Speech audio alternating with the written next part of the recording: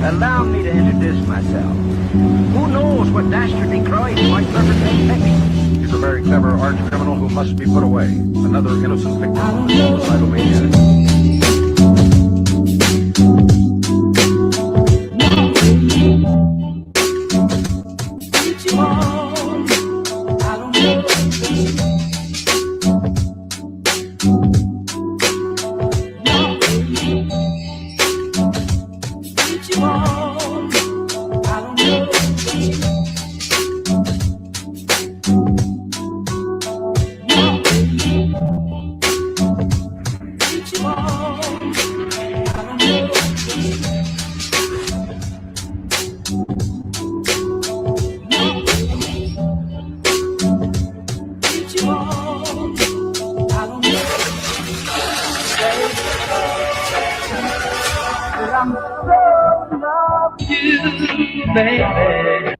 Allow me to introduce myself.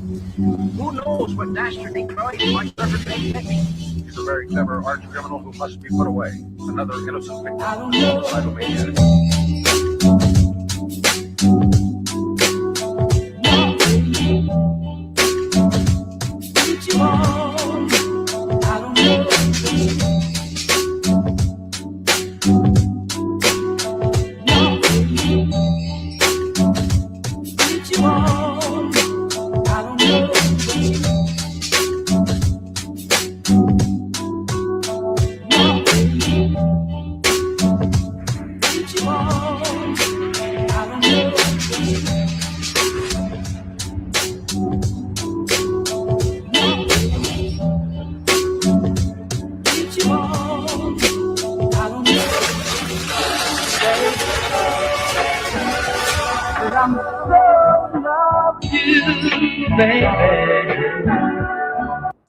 Allow me to introduce myself. All right. So I'm there at the place. And this is the year in review. Let me start with Bucci Bear video on the whole Tariq thing.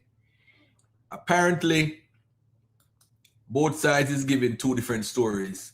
Let me hear what Bucci Bear got to say about this whole thing. Shout out to Bucci Bear. And shout out to my brother. Let me see what he's talking about. Guys, I am in the beautiful state of Indiana with my kinfolk for the New Year's holiday. And I just been kind of sitting back, chilling, not doing much on social media. But I had to make a video talking about this situation that has evolved out of the recent ruling in the case between Tariq Nasheed and Taharqa Bey. You got this guy, Tariq, Mr. Bojangles himself, sitting up, trying to act like the loss that he took in court to Taharqa was not a loss. In a live recently, Tariq actually admitted that Taharqa beat him in court and says, well, technically he won, but in reality, he didn't really win because he didn't get anything. I want to share something with all of you about legal court cases.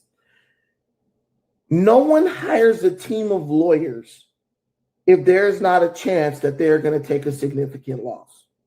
Me and Tariq were in a dispute about a restraining order.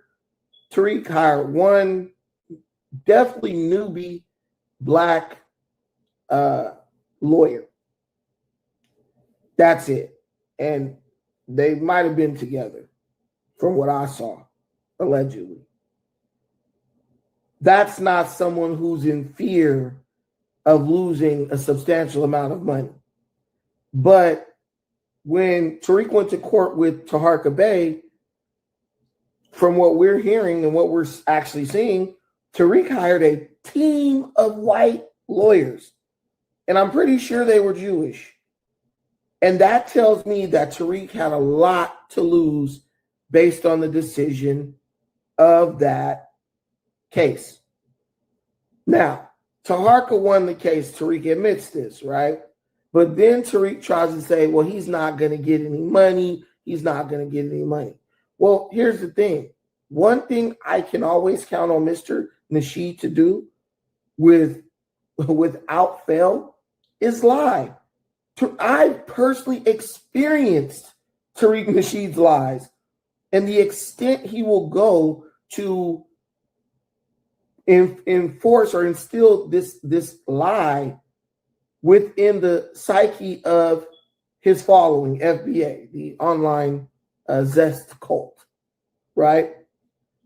Tariq said that I said that I was going to unalive his family, just made up all these lies on me, things I never said. I was stalking him. And to this day, me and Tariq have never met in person other than that day after court when I whipped his ass in the courtroom, and he was so angry that he approached me with his 4 Latino goons. Just couldn't handle the fact that he lost in court, was ready to get into a physical altercation with his goons because he can't take a loss. So for me, if you're looking at everything honestly, there isn't one thing in me. There's not even an inkling of doubt in my mind that Taharqa received a judgment for a substantial amount of money from Tariq. Taharqa ain't the richest dude in the world. You know, getting some money, it means a lot to bro. And bro left out the courtroom immediately, singing the praises of his victory, right? If he didn't get any substantial money, he would have just waited, got online later and been like, yeah, I beat him, da-da-da. What reason does Taharqa have to lie about a judgment for cash payments? It just hurts FBI. I mean, you see these guys in the comment section. No, he didn't get no money. Da-da-da-da-da-da. Okay, what is their basis for determining that Taharqa didn't get any money? But let's think. Oh, Tariq said so. And that's how you know this is a cult. Because these people, it doesn't matter what the evidence and the facts point to. Tariq's word is law. If Tariq say that the sky is green, they are very much like the followers of the Dane Calloway cult. The truth doesn't matter. Whatever Dane Calloway says is truth. And in the same sense, whatever Tariq says is true. You're not going to get anywhere dealing with people like this because they are in a cult. They don't realize they're in a cult. And one of the main characteristics of a cult is that the leader can never be challenged. His word is infallible. So when the leader actually takes a loss, like Tariq took in court, the leader now has to pivot and rearrange the dogma of the cult to a position to where they can never be wrong. I was wrong, but I'm still right type of situation. So when it comes to me, I just use the process of elimination, and it goes a little something like this. Tariq said he was right in the court case. Taharqa said he was right in the court case. We all knew that Tariq was in the wrong in the court case because why? Tariq not only assaulted Taharqa on camera, Taharqa never laid a finger on Tariq. So the assault case, that's a loss right there. Then Tariq tried to say that Taharqa was stalking him.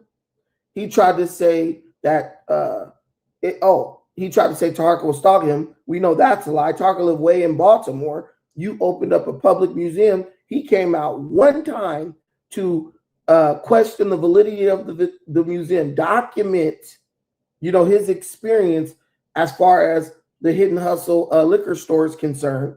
One time. That ain't stalking. And he recorded everything. You approached him, smacked him up. The slap was funny. I will give you that. So we know in that case, you are the liar there if you say anything otherwise. And then last but not least, Taharqa got at Tariq on the validity of his claims. You said this, and that did not turn out to be true. Tariq took it a step farther by saying bro was like a rapist, a PDF. He was just going in on bro which one thing about Tariq, if he says something, his FBA minions, they're going to go out and spread it like wildfire, right? He does have that power. But as they say on Spider-Man and Superman, with great power comes great responsibility. See, so when Tariq says something, he puts that narrative out there. That's kind of how he got the FBA thing going. He does have that power. But here's the problem. If you putting out a certain narrative starts to cause trouble, or it creates a situation where someone is being defamed to a great extent, well, now you become responsible for whatever damages are incurred due to you being the originator of that narrative. It doesn't take a judge to see why Taharqa should receive a cash payout. It doesn't take a judge to see why Taharqa should receive these damn reparations that FBA ain't gonna get in the form of cash payments from the pockets of Tariq Aloysius Nasheed, Mr. Bojangles himself, as we so lovingly call him. Tariq is lying. He's lying through his false teeth. He's lying through his suspected tether hairline that he paints on. Bro is going to have to pay Taharqa. And everyone keeps saying, why aren't they talking about the amount? You know, sometimes in a ruling like that, you can ask that the judgment amount, the payout, not be disclosed. And sometimes the judge will do that.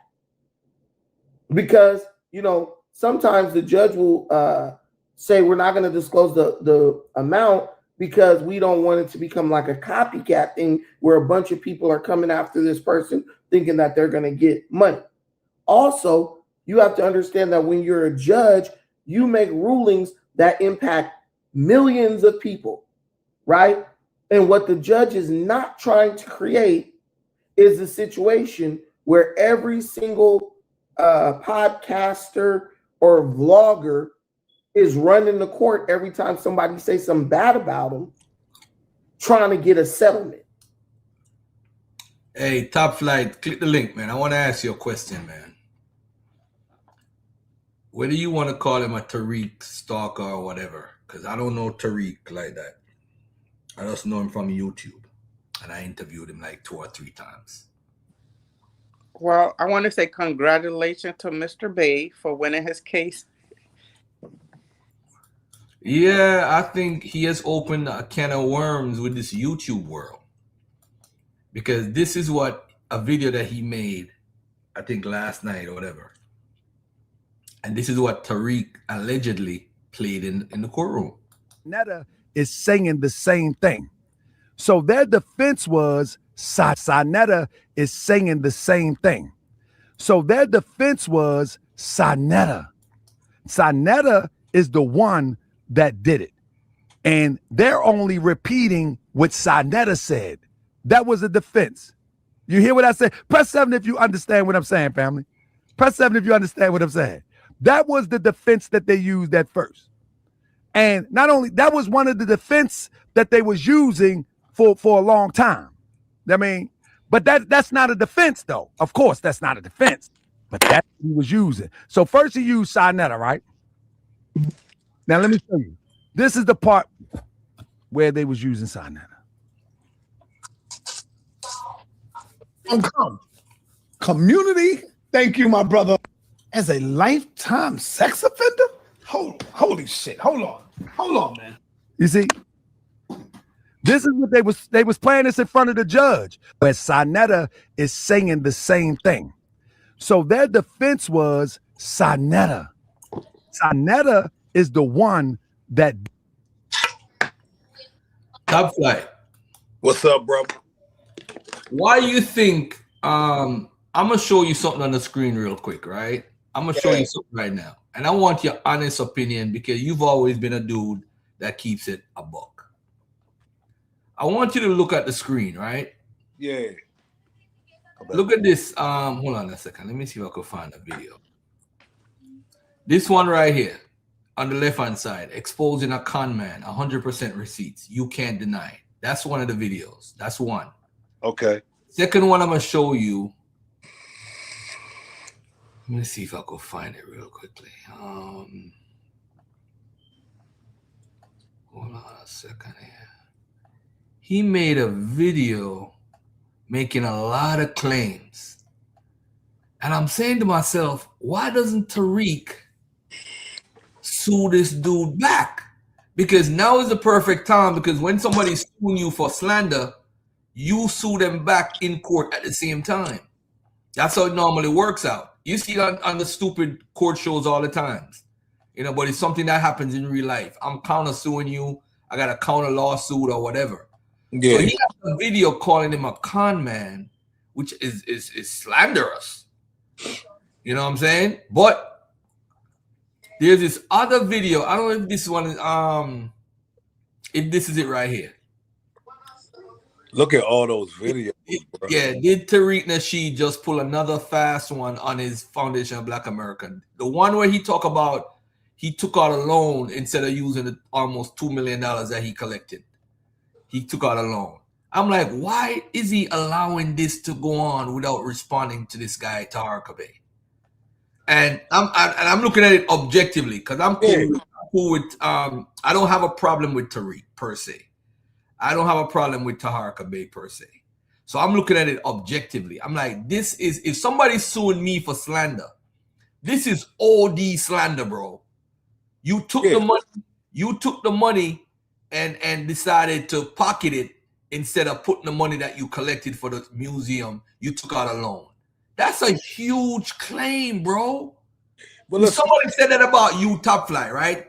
So, yo, you collected 200 G's, and instead of you paying for whatever, you pocketed it and you took out a loan. That's slanderous. That is crazy. Well, let's say it's true. Mm-hmm. I'm a businessman, so it may very well much be true, right? Let's just say it's true. I don't know if it's true or not. Tariq still got paid a loan back. Right. So it's not like he's, you know what I'm saying? Like, let's just say for a minute. Yeah, is it would that be sneaky? Sure. But what does that prove? What does that prove? Did he steal people's money? He produced a museum that people go to all the time. People fly in to go to that museum. Look at all. Look, I want y'all to stop real quick. All the viewers, stop and look at this man's page.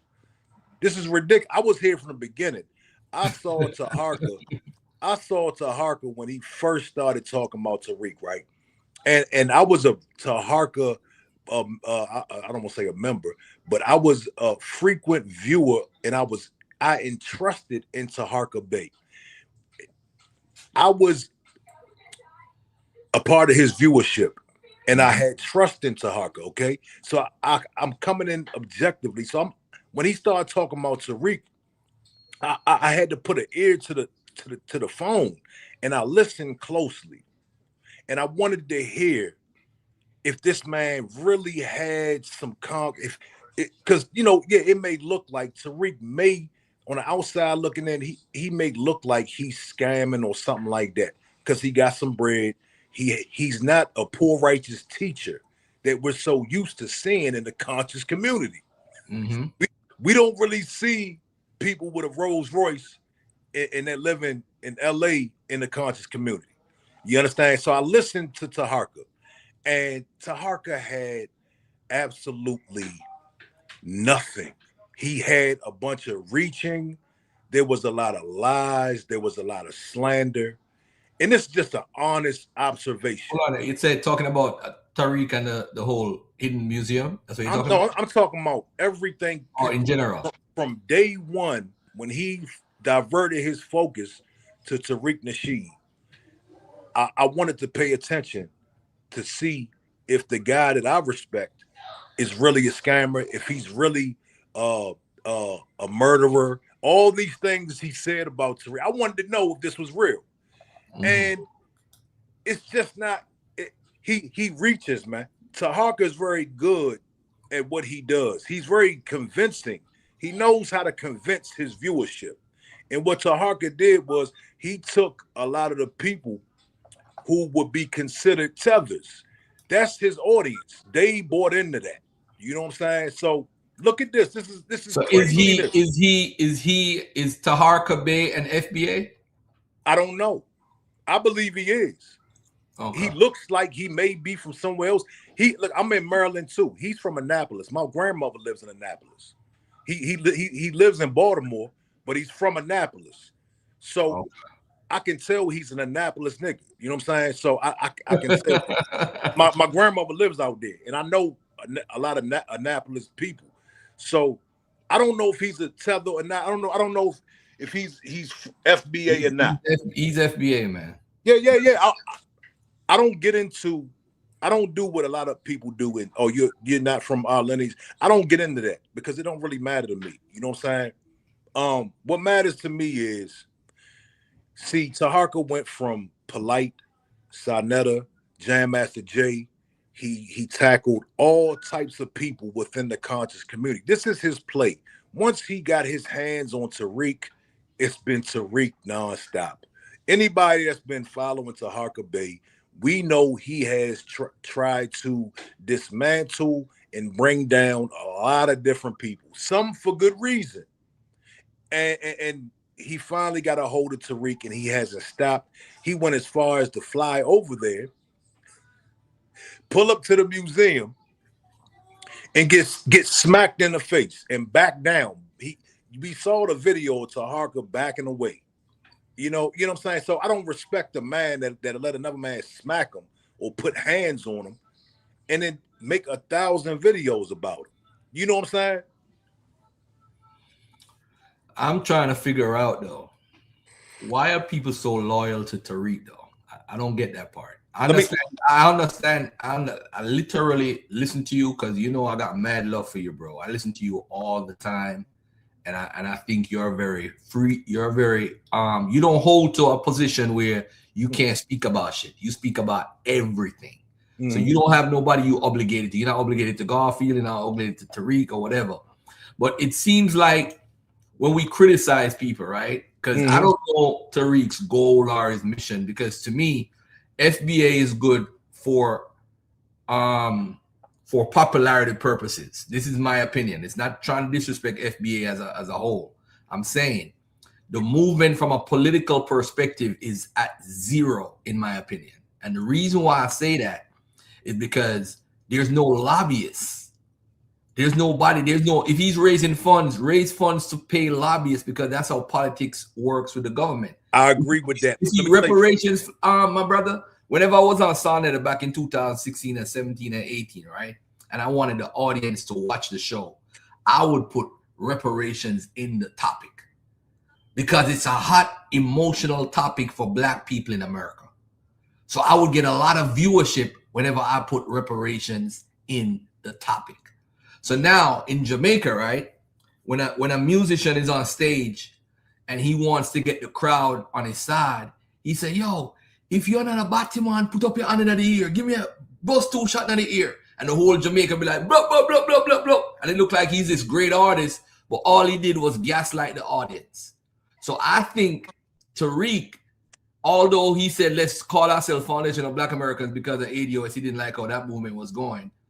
I think he's gaslighting the Black community. That's what I think he's doing, personally. Go ahead, my brother. I want to say this to you because you just said the question and the issue. I don't even want to say it's an issue, but I say the same thing. My thing is this: why haven't Tariq galvanized and fundraised for lobbyists and other things to push the agenda forward?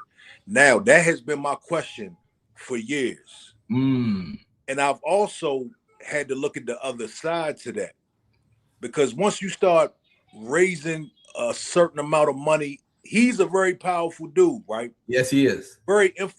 He's very influential. Let me use the word influential. Once you start raising millions to do political stuff, now he's in a danger zone. So I can see why, because now everybody's calling him a leader, right? So once he does something like that, he's really going to be deemed a leader. So I can see why he hasn't touched that. But I do, and I have questioned. I'm like, man, why aren't we putting money up and using this influence to put money up to put people in position to get in front of Congress and things of that nature? So I totally, now these niggas, Taharqa should be coming from that angle. They're reaching for the stars. Unc and all them, they just talking about nonsense. They could be coming from a logical angle. Right. Now, I want to answer your other question real quick. Why we respect and why we're loyal to Tariq. Now, my thing is this: I use principles before personalities. It's not even a personality thing with Tariq. That dude. I started listening to him about 10 years ago, and as a young black man or a younger black man back then, he helped me with a lot of things outside of political stuff. Just like a role model. I haven't had really role models in my life. So he had the suit, clean cut, can articulate himself. I gravitated towards that. You know what I'm saying? So that's one thing with me. And another thing is everything he said he was going to do, he did it. So I'm over here in the house of consciousness, and I had got into that situation, and I'm watching the brothers over there, and I'm like, yeah. And I had just came new to consciousness, and then all we got from that was dysfunction. Yeah. All we got from that was a lot of promises and a lot of bullshit. And then I go over here and I see bro, and I'm like, oh, he said he gonna make a movie. I'm a videographer. So, oh, you gonna make a movie? And he made the movie. Oh, you gonna do this? He did that. He bailing people out of jail. You paying for people's funeral. Dr. Cress Wilson, Dr. Ben, you put money on a funeral. This nigga is not talking. He's doing. Doing, right. So I respect that. You know what I'm saying? Let me ask you this question, and I'm gonna play a video, right? And it's the one that Taharqa did, I think, last night. And he's talking about Tariq using Sonetta as a witness in his defense. Yep. What do you feel? I'm not a street dude. I'm not a street dude at all. Never grew up in the streets, nothing to do with the streets. I'm in the house all the time. I'm a house rat. As a dude that is more familiar with the culture and how dudes look at stuff, how do you feel about him throwing? Because pretty much he's saying he threw Sonetta under the bus in the court. How you feel? No, let me tell you, bro. I'm familiar with that piece, and let me tell you what really happened. What Tariq was in court for was supposed to be a slander, defamation. I've been tuned in for the whole thing. Okay, Tariq read the paper that everybody read. You understand? Right. This paper that was floating around, everybody read this paper. Tariq's lawyer, okay, played the Sonetta or let it be known that there were other people before, because they acting like Tariq was the first one to bring this information out. You see what I'm saying? They acting like Tariq is the first one to leak this information. He lied. He made this up. But no, this was, Garfield, this was a thing a year before Tariq even touched it. Right. You see what I'm saying? So, but Top Flight, if you was in the court with Taharqa, though, would you really let your lawyers absolutely throw Sonnet under the bus like that? How is he thrown under the bus when it's out there? It's out there. The stuff is out there. I don't know, man. I just feel, because me and Sonetta is not on good terms, right? We don't even speak to each other, right? But I just feel kind of funny. Cut it out, bro. I just feel kind of funny that somebody would call his name in a case, even if he gave, because I mean, I've given Sonetta information about people before. He's given me information before.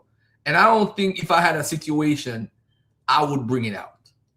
Yeah, you understand what I'm saying? Well, you got to understand, Tariq is not a gangster. He's not a street nigga. Right. So that's the end of that right there. He's not he's not a street nigga. So it's like, he's not suing Sonetta, right? Why not? Why isn't he suing Sonetta? Why isn't he suing everybody else that read that paperwork? A lot of people read that paperwork. I think he probably, because probably Sonetta took the video down. Sometimes Sonetta will make a video and just take it down. But the effect No, Son innocent either. Cause he put stuff up knowing he's wrong, and then he takes it down like he didn't do nothing wrong. Facts. So Yeah, but at the end of the day, though, God. we shouldn't. I don't know, man. Let me play this video, man. Let me see how people feel about this. I'm gonna play a clip of it. This is the best of the 2025. We're gonna talk about. I didn't even know Jesse Lee Peterson. I mean, I don't know if people knew that he was caught with some men and he's actually a homosexual the whole time. I don't know if people even know. I didn't know about it until this week. I didn't even know about it this week. I don't know if Captain Tazaryach would have interviewed with him if he knew he was a homosexual. Because that shit is funny. That came out a couple years ago. I just found out. Just like with the whole tranny thing with Umar that I played Sunday. I didn't see that. I didn't see that. Yeah, this girl, the same Giselle girl. Giselle? The same Giselle? Whoa. Yeah, the same Giselle person. Let me say person. The same Giselle person was on a panel on Fox Soul, and he was on the panel talking about, you're such an intelligent sister. Oh my God, sister. Da, da, da, da, da, da, da. He didn't know. He didn't know it was a tranny the whole time, yo. Oh, Jesse Lee didn't know. No, Umar didn't know. Okay. That put him with Jesse Lee. I don't give a damn, but with Umar, put him in a whole different space. You know what I'm saying? He's like, you know. Well, yeah.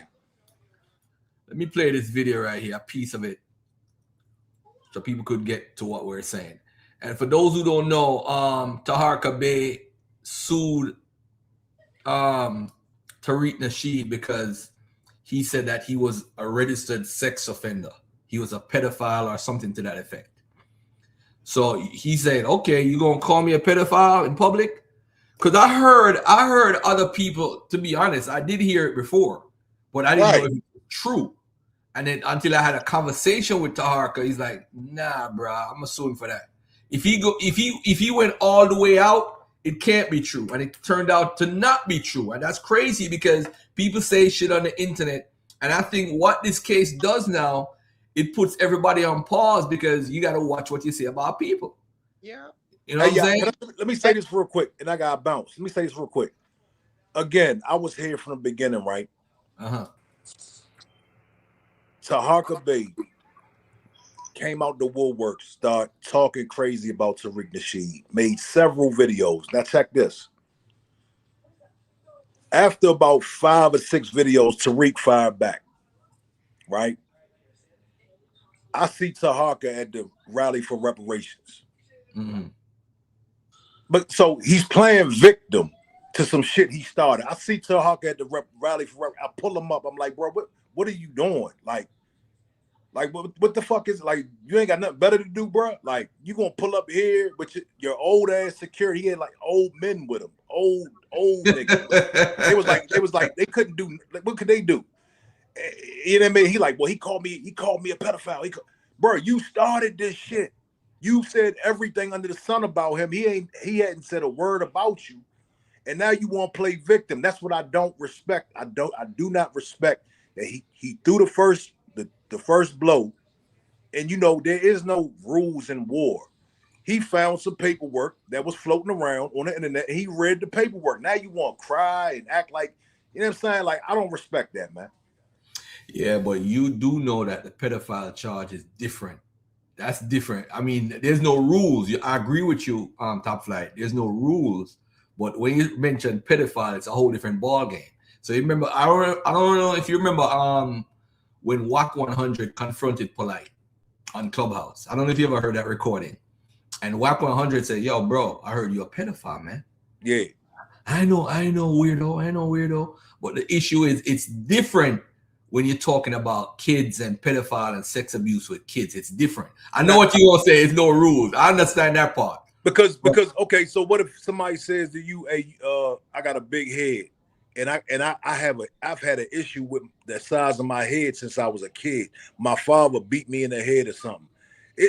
You can't measure what is more offensive to a man. I don't know that pedophile shit, Top Flight. If somebody said that about you, I know how you gonna respond.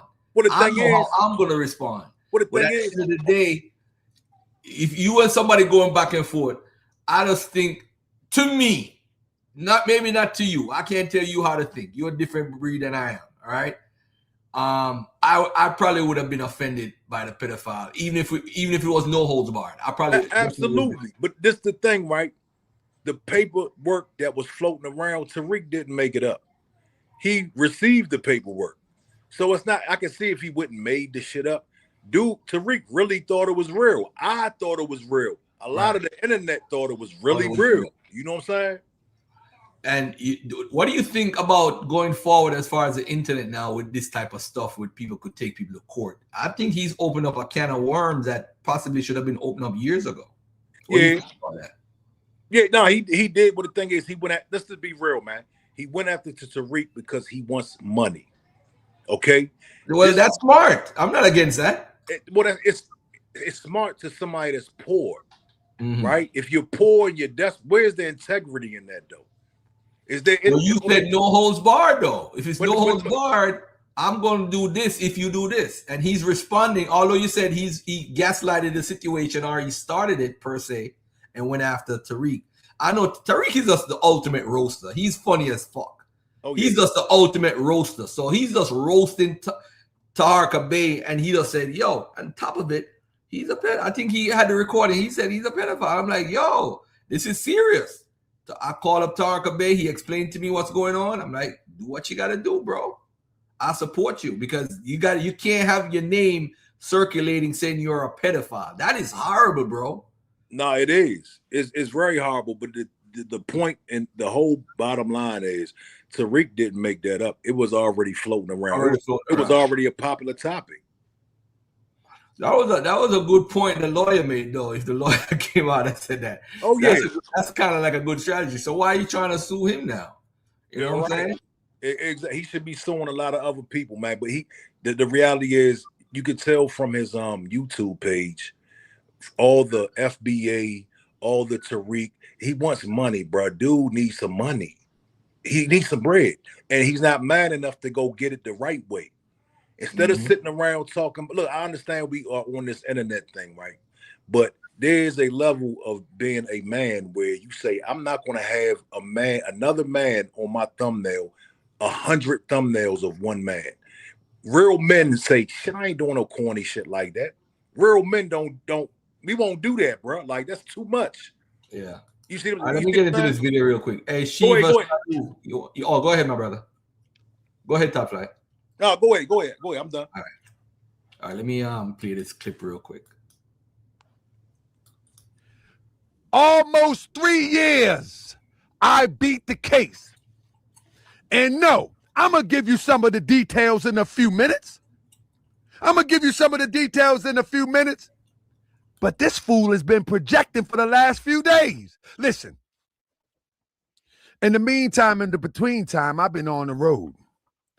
I've been giving my family some R&R. I've been BMFing. Blowing money fast. I'm broke now. Hit the Cash App. I'm broke because I ain't paid up yet. I've been BMFing. Blowing money fast. But no, on a real note, family, how does the loser get to go live and project to his people that the winner is the loser? Family, I got a verdict that says I'm the winner. Now, what did I win? Family? Yes, there will be some money involved, which, listen to me, there will be some money involved, which once the judge signed the order isn't signed yet, I will decide if I want to go a step further and keep it going, or if that's enough. But there's no doubt about it that I won and I was awarded damages. But because I haven't decided whether I want to move forward, I'm going to leave it at that. But at the end of the day, family, that ain't what it's all about. This has been all about proving that this person is not who he say he is. This is all this been about. This has been about showing people that this guy comes before the camera as one person and off camera, he's another person. That's all this is about. This is all about to restore my name because the same person that's off camera acting like he's somebody else on camera labeled me a registered sex offender. He looked into the camera and he said it with confidence. He said it with his chest. He even pulled out a fake piece of paper that he couldn't comprehend and convinced his audience of that. And all his audience, the ones that used to come at me sideways, the ones that called me a registered sex offender. You know one thing about these weirdos? Not one of them say, I apologize. Not one of these people that was riding his coattails, not one of them have sent a comment, not one of them. But this shows you the level of insanity of FBA concept. This shows you. This shows you the level of insanity of the FBA concept because the leader of FBA clearly took the L. Clearly took the L, but go live and with a fake laugh talking about he won something. Talking about he won something. Then, listen, hold up, family. Hold up. For all of those keep on asking me for receipts. All of the people keep asking me for receipts. Hey, FBA, you know what you got to do? You can use your phone and Google the case. Now, right now, what you're going to get is everything right now, it need to be written in stone because there was an oral, you hear me? There was an oral judgment and verdict that has yet to be written in the system yet. But you can still go look it up. Shout out to CD. CD said, you know how much Tariq admire Trump. He just act like him. He lies to his cult following and pretends he wins when he loses. Bro, he clearly lost. Now, for those who asking me for receipts, listen to this. Tell me what you think, family. Listen to this. They might try to lie online, but they took an L. Oh, they took an L. Oh, man, this some chicken scratch change that the insurance company got to. You hear what he just said? First, he said, he told his audience, basically, I lost. I didn't win. This is what he said. They might try to lie online, but they took an L. Oh, they took an L. Oh, man, this some chicken scratch change that the insurance company got to take care of. And he said that I took an L, but I'm getting some chicken scratch change that the insurance company have to pay. Hold up, let me tell you something, family. If a person hit my car, I don't care if you pay or the insurance company pay. Just pay. Press 7 if you understand what I'm saying. I don't care if the insurance company pay or you pay. Just pay. Just get my car fixed. What are you talking about? How can you make that? What the heck is you talking about? How can you make that sound right unless somebody's an idiot? How can you make that sound right? How in the world can one make that sound right? Oh, he took an L. And what chicken scratch he gonna get? You can call it chicken scratch, pig doo-doo. You can call it what you want. I don't care who pays for my car, you idiot. Long as my car get paid for. Isn't this insanity that the FBA believe that he's got? And then they're going to say, let me see the check. He just told you, you dumb idiots. Neither of you are just talking straight. What do you want to hear straight, Genghis? What do you want to hear straight, Genghis? I beat the case. I got the judgment. What more you need to hear? Neither of you are just talking straight. What do you need to hear? Genghis, I know you got a name like Genghis K. I don't speak the language that your name is associated with. Do you speak English? Do you speak English? I beat the case. I got a judgment. I got damages, and the judge needs to sign off on it, and it might take 180 days before I actually see the actual bread. And that's if I want it. That's if I want it. Genghis K. I don't speak the language that Genghis K is narrated in. But if you speak English, I beat the case. I got the W. What are you saying? What are you saying? What are you saying? Listen. I determine if it's a little bit of money. Look, Cyrus, I determine it's a little bit of money. If it's a little bit of money, I appeal it. Press 7 if you hear what I say. Family, if it's a little bit of money, I have the right to appeal it. What are y'all talking about? I ain't talking about you. Cyrus. Cyrus, I want you to hear me out, though. If it's a little bit money, I got the right to appeal it. Duh.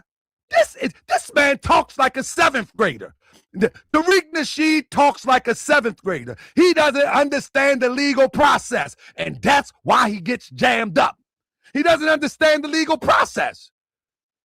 So I don't care if they gave me $1, which that ain't what they gave me. But my point is, it wouldn't make a difference to me. The objective of this whole conversation is that this man is a liar. That this man called me a registered sex offender before the people, and he stood on it and said it with his chest. And he told everybody that I wasn't going to sue him.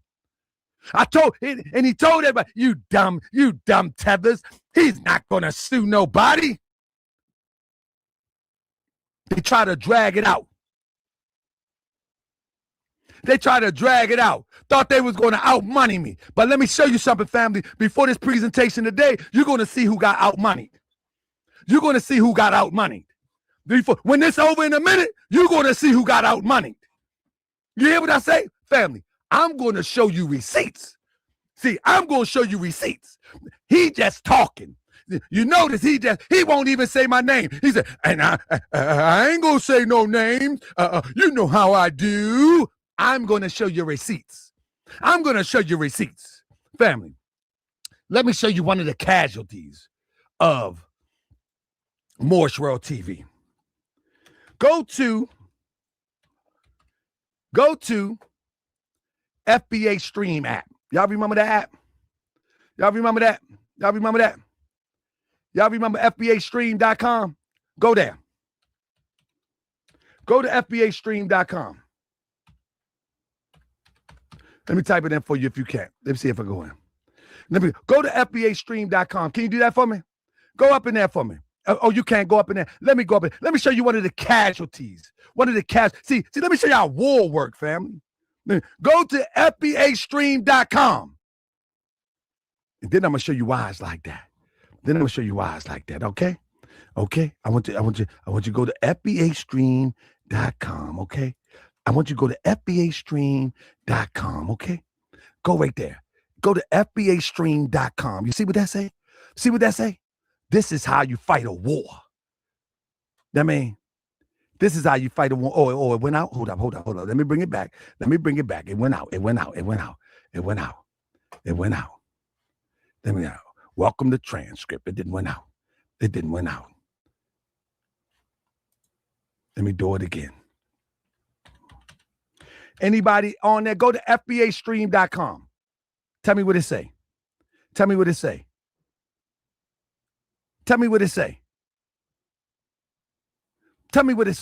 This is how you fight a war. You shut them down from all ends. What happened to FBAstream.com? Family, the money went to trying to save himself from the litigation. Come on, man. This bison, come on, man. The bison is indigenous of America. The bison head is indigenous of America, you dummy. Come on, man. Sometimes, listen, family, let me give you something real quick. Can I give y'all something real quick before I start the show? I ain't even start the show yet. Family, let me tell you something. Whenever you are fighting a war, right, one thing is you never tell the enemy everything. And you let the enemy believe what he wants to believe. And those who are fighting with the enemy, you let them just talk. You let them just talk. Because the ones that's fighting with him, they all in my inbox. I mean, look. They all in my inbox asking me where the receipts. But why isn't nobody asking him for the receipts? Show the receipts that you won, Tariq. There is not one of these crazy FBAs in his chat that said, show me the receipt that you won, Tariq. Press 7 if you hear what I say, family. Now. Did y'all peep that? Go ahead. What's up? I want to ask the viewers something because I see that the chat is very. Did y'all peep that? So what Taharqa is saying is FBA stream is gone. Now, correct me if I'm wrong. He's saying FBA stream is gone because he used the money for FBA stream to fight the case. Is that what he's saying, y'all? That's what it's right. Okay, so now all my business people out there, how much sense does it make to shut down one source of income so you can fight a case? How much sense does that make? Does that make any sense? That sounds like braggadocious talk, man. Yeah, no, it's bullshit. Let's just call it what it is. You understand? It's total bullshit. This is what he does. He reaches. That doesn't make any sense. Now, another thing, if this guy was a scammer and he had millions to play with, he took everybody's millions for the museum. Why is he so broke? Can I get in there, Garfield? Come on in. Go ahead, brother. Peace. Happy New Year to everyone. Peace. Yeah, I mean, Tariq Nasheed, or Mr. Sanders, aka, he's a grifter. I thought this was a foregone conclusion.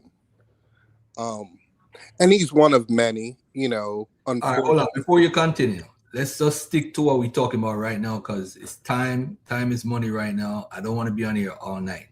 So just, if you feel he's a grift and all that stuff, that's fine. But let's address what the brother Top Flight is saying. I want to keep it on the topic. Sure. With the FBA stream? Yeah. I mean, that confirms what I'm saying. I don't know if he removed it a la, this court case, whatever the conclusion is. Let me finish real quick.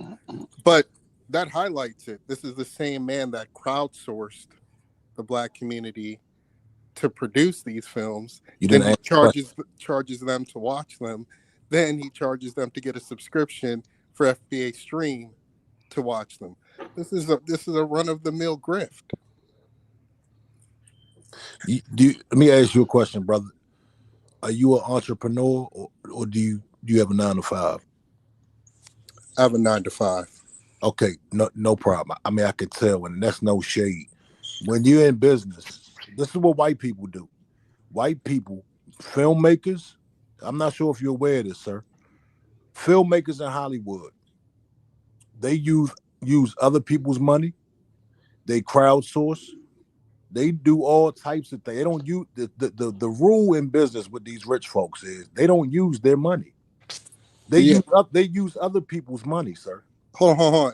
And it's obvious you're not an entrepreneur because what quote unquote white folks do, and I don't think they're the standard for ethics. Nonetheless, what they typically do, they have investors who are investing with an anticipated ROI. That's not what Mr. Nasheed's doing. Yes. Right. Hold on. Let me just finish real quick. He crowdsourced to his constituency, his acolytes, produces the films, then the same people he's selling the film to, double dipping.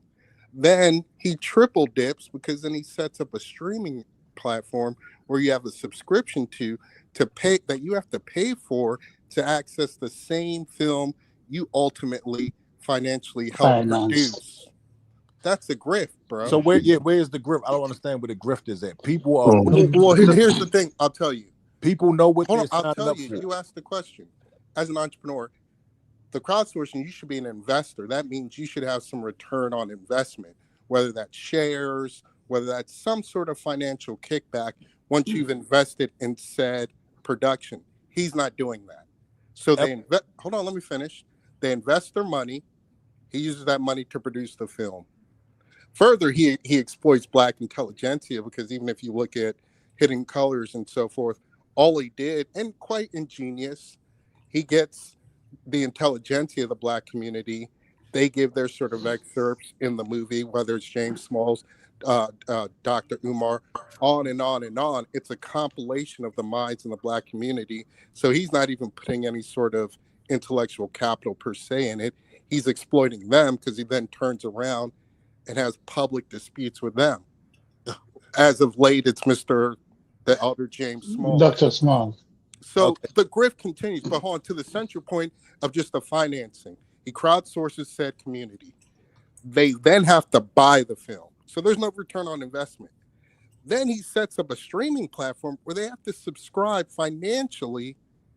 They don't have to do. You're right. They don't. You're being very disingenuous. Hold on. You're right. They don't have to. Right. But that is the venture. That is what he's doing. So it's not comparable to this quote unquote the white people in Hollywood. No, those are investors. They're not just giving their money for free. Many are not all. So I'm gonna land here with the Hidden History Museum or storefront. I don't know what it is, or comedy venue. I don't know what it is nowadays, but he had a literal infomercial, if you will, where he laid out the schematics. He said, "I want an edifice of this dimension. It's projected to cost, I think it was $2 million." He got this capital. He then, in turn, gets a hole in the wall. And what happened to all that money? Where he's still now asking for contributions to sustain the loan or whatever sort of expenditures he has on it. This is grift after grift after grift, and I'm gonna land here. The irony is the people he's grifting are FBAs. It's not tethers, it's not white folks, it's FBAs. That's who he's fleecing. The ultimate irony. Anyway, I'm land. Let me get in here real quick. First of all, Happy New Year's to everyone. Hope everyone has a successful New Year. I'm not going to use the term FBA because it's downright pseudo and it's nonsense. FBA has resulted in the reparations conversations becoming null and void. So in terms of a counterproductive movement, it has been successful in that. If that is what we call an agent, do with that what you will. To my brother Taharqa, we know Taharqa has the tendency to exaggerate and overhype certain aspects of his diatribe. So we're not going to focus on the specifics, because when we're doing that, we're taking away from every point that the brother before me just made. I'm gonna land my plane here real quick.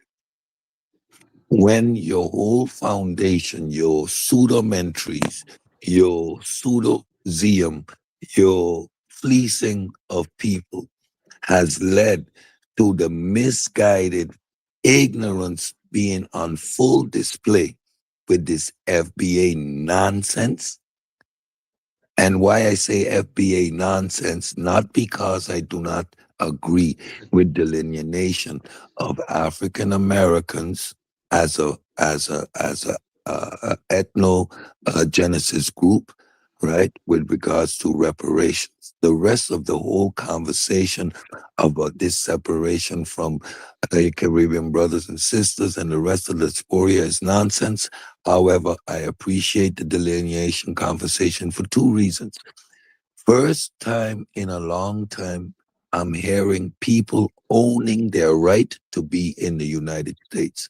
So that is what I appreciate. That is going to foster a more intense relationship with the country moving forward. So the next generations of African Americans growing up. Can I go next? Yeah, go You know? ahead. Go ahead. Yeah. All right. Yeah. Let Cedric finish. Let Cedric finish. Yeah, I got a call, sorry. So let me land my plane.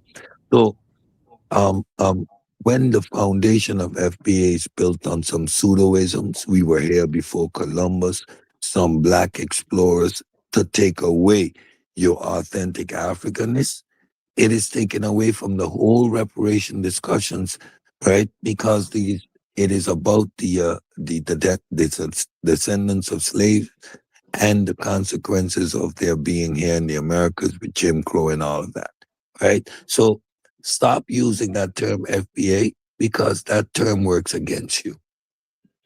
All right. Thank you. All right. Big up Garfield. Big up everybody in the panel. Happy New Year.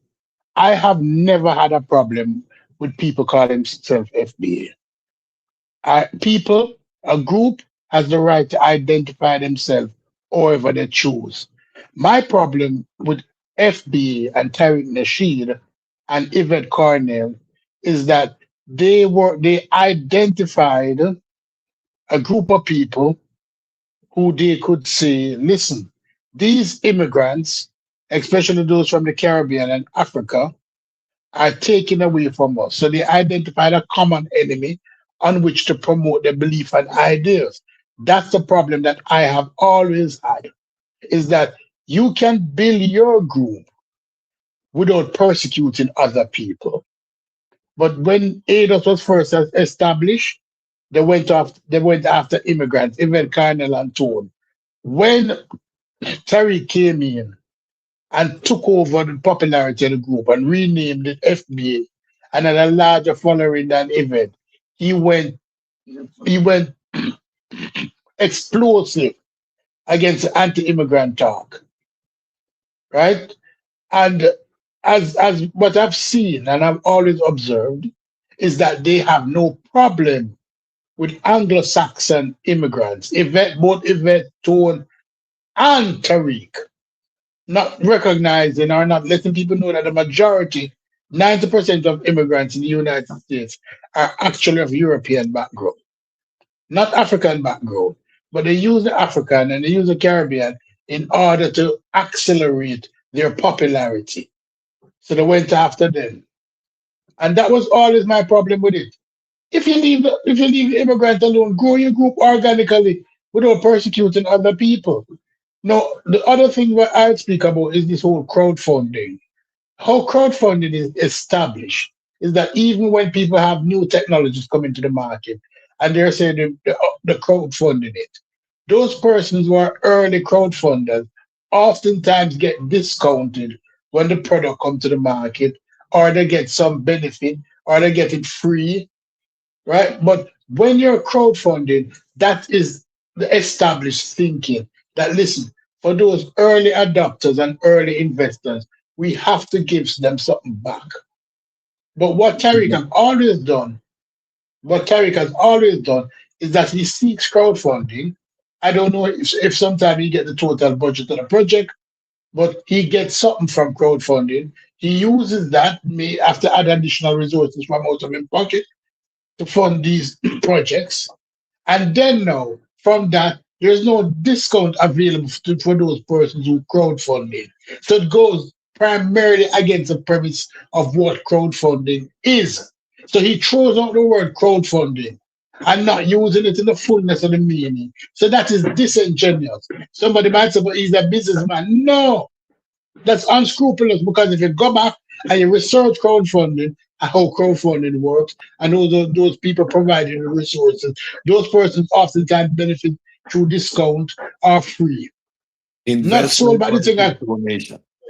Yeah, no, they get some benefit because some people see a project, they like it. They investing, but Yeah, Tariq Nasheed is fleecing people because he's getting them to donate, then subsequently pay for the movie, then subsequently pay for a stream. I mean, with the money. So there's no benefit. Investment. So I didn't invest because there's no return. But let me just say the last thing. The last thing.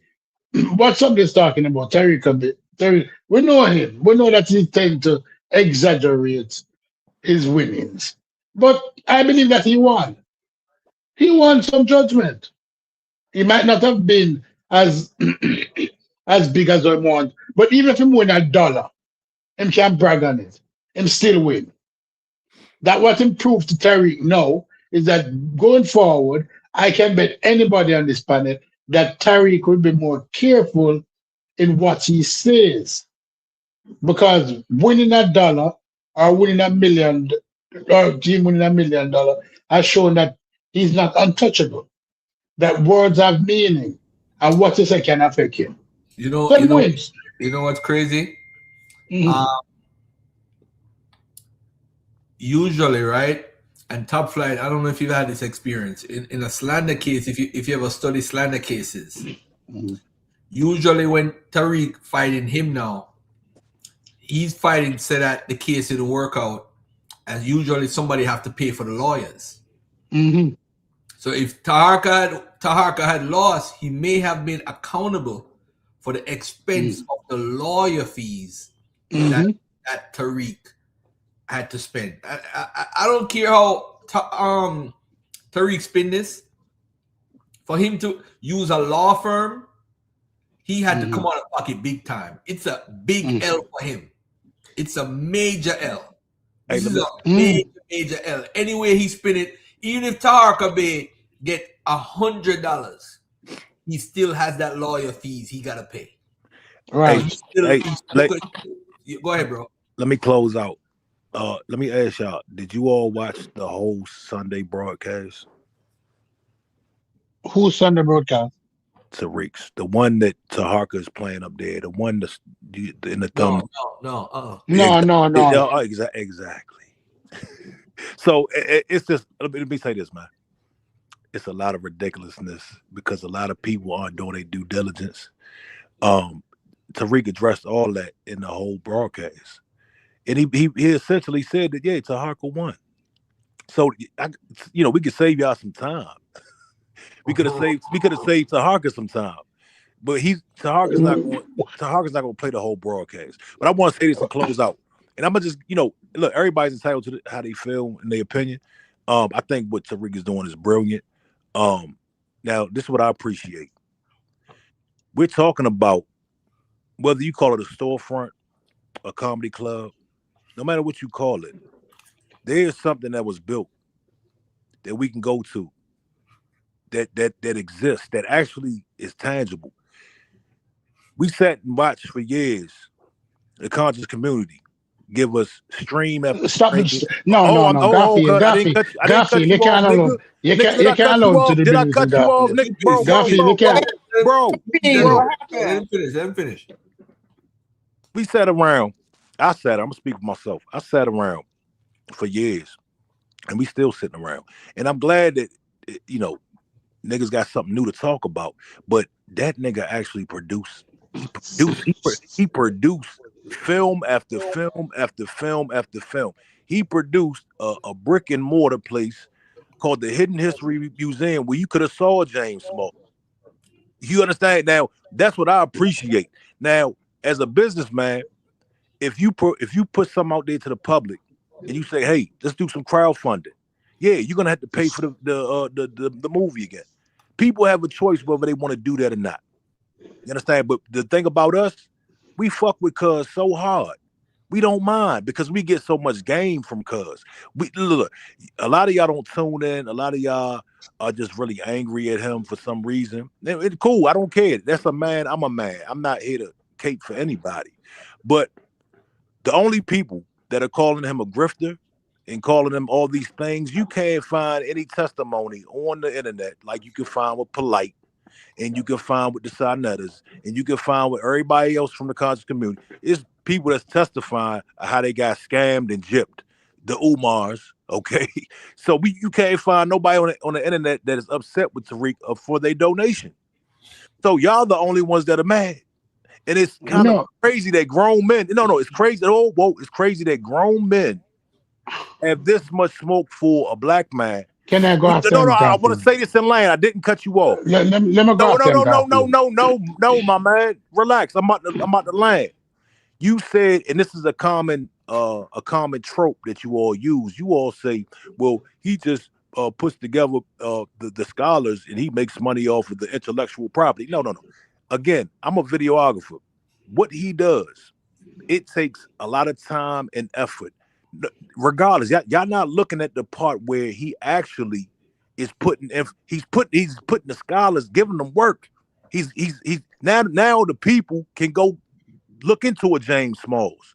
Now the people can go get some knowledge. It ain't all niggas hated Hidden Colors so much. Y'all forgot that he's giving light to these people. How much light have you given to these people? Y'all wouldn't be talking about James Smalls if it wasn't for Tariq Nasheed. Y'all wouldn't be talking about a lot of these scholars if it wasn't for Tariq. You understand? Hidden Colors gave people the appetite for consciousness, which led us to Sarnettas, which led us to the YouTube. So he's making shit hot again with this FBA thing because y'all get to make streams about the shit. Taharqa gets to make streams about it. You understand? So I'm looking at things from a glass that's half full instead of half empty. And everybody that's involved, I'm gonna say this and shut up. Y'all act like it's a bunch of dumb people that are viewers of Tariq or donators.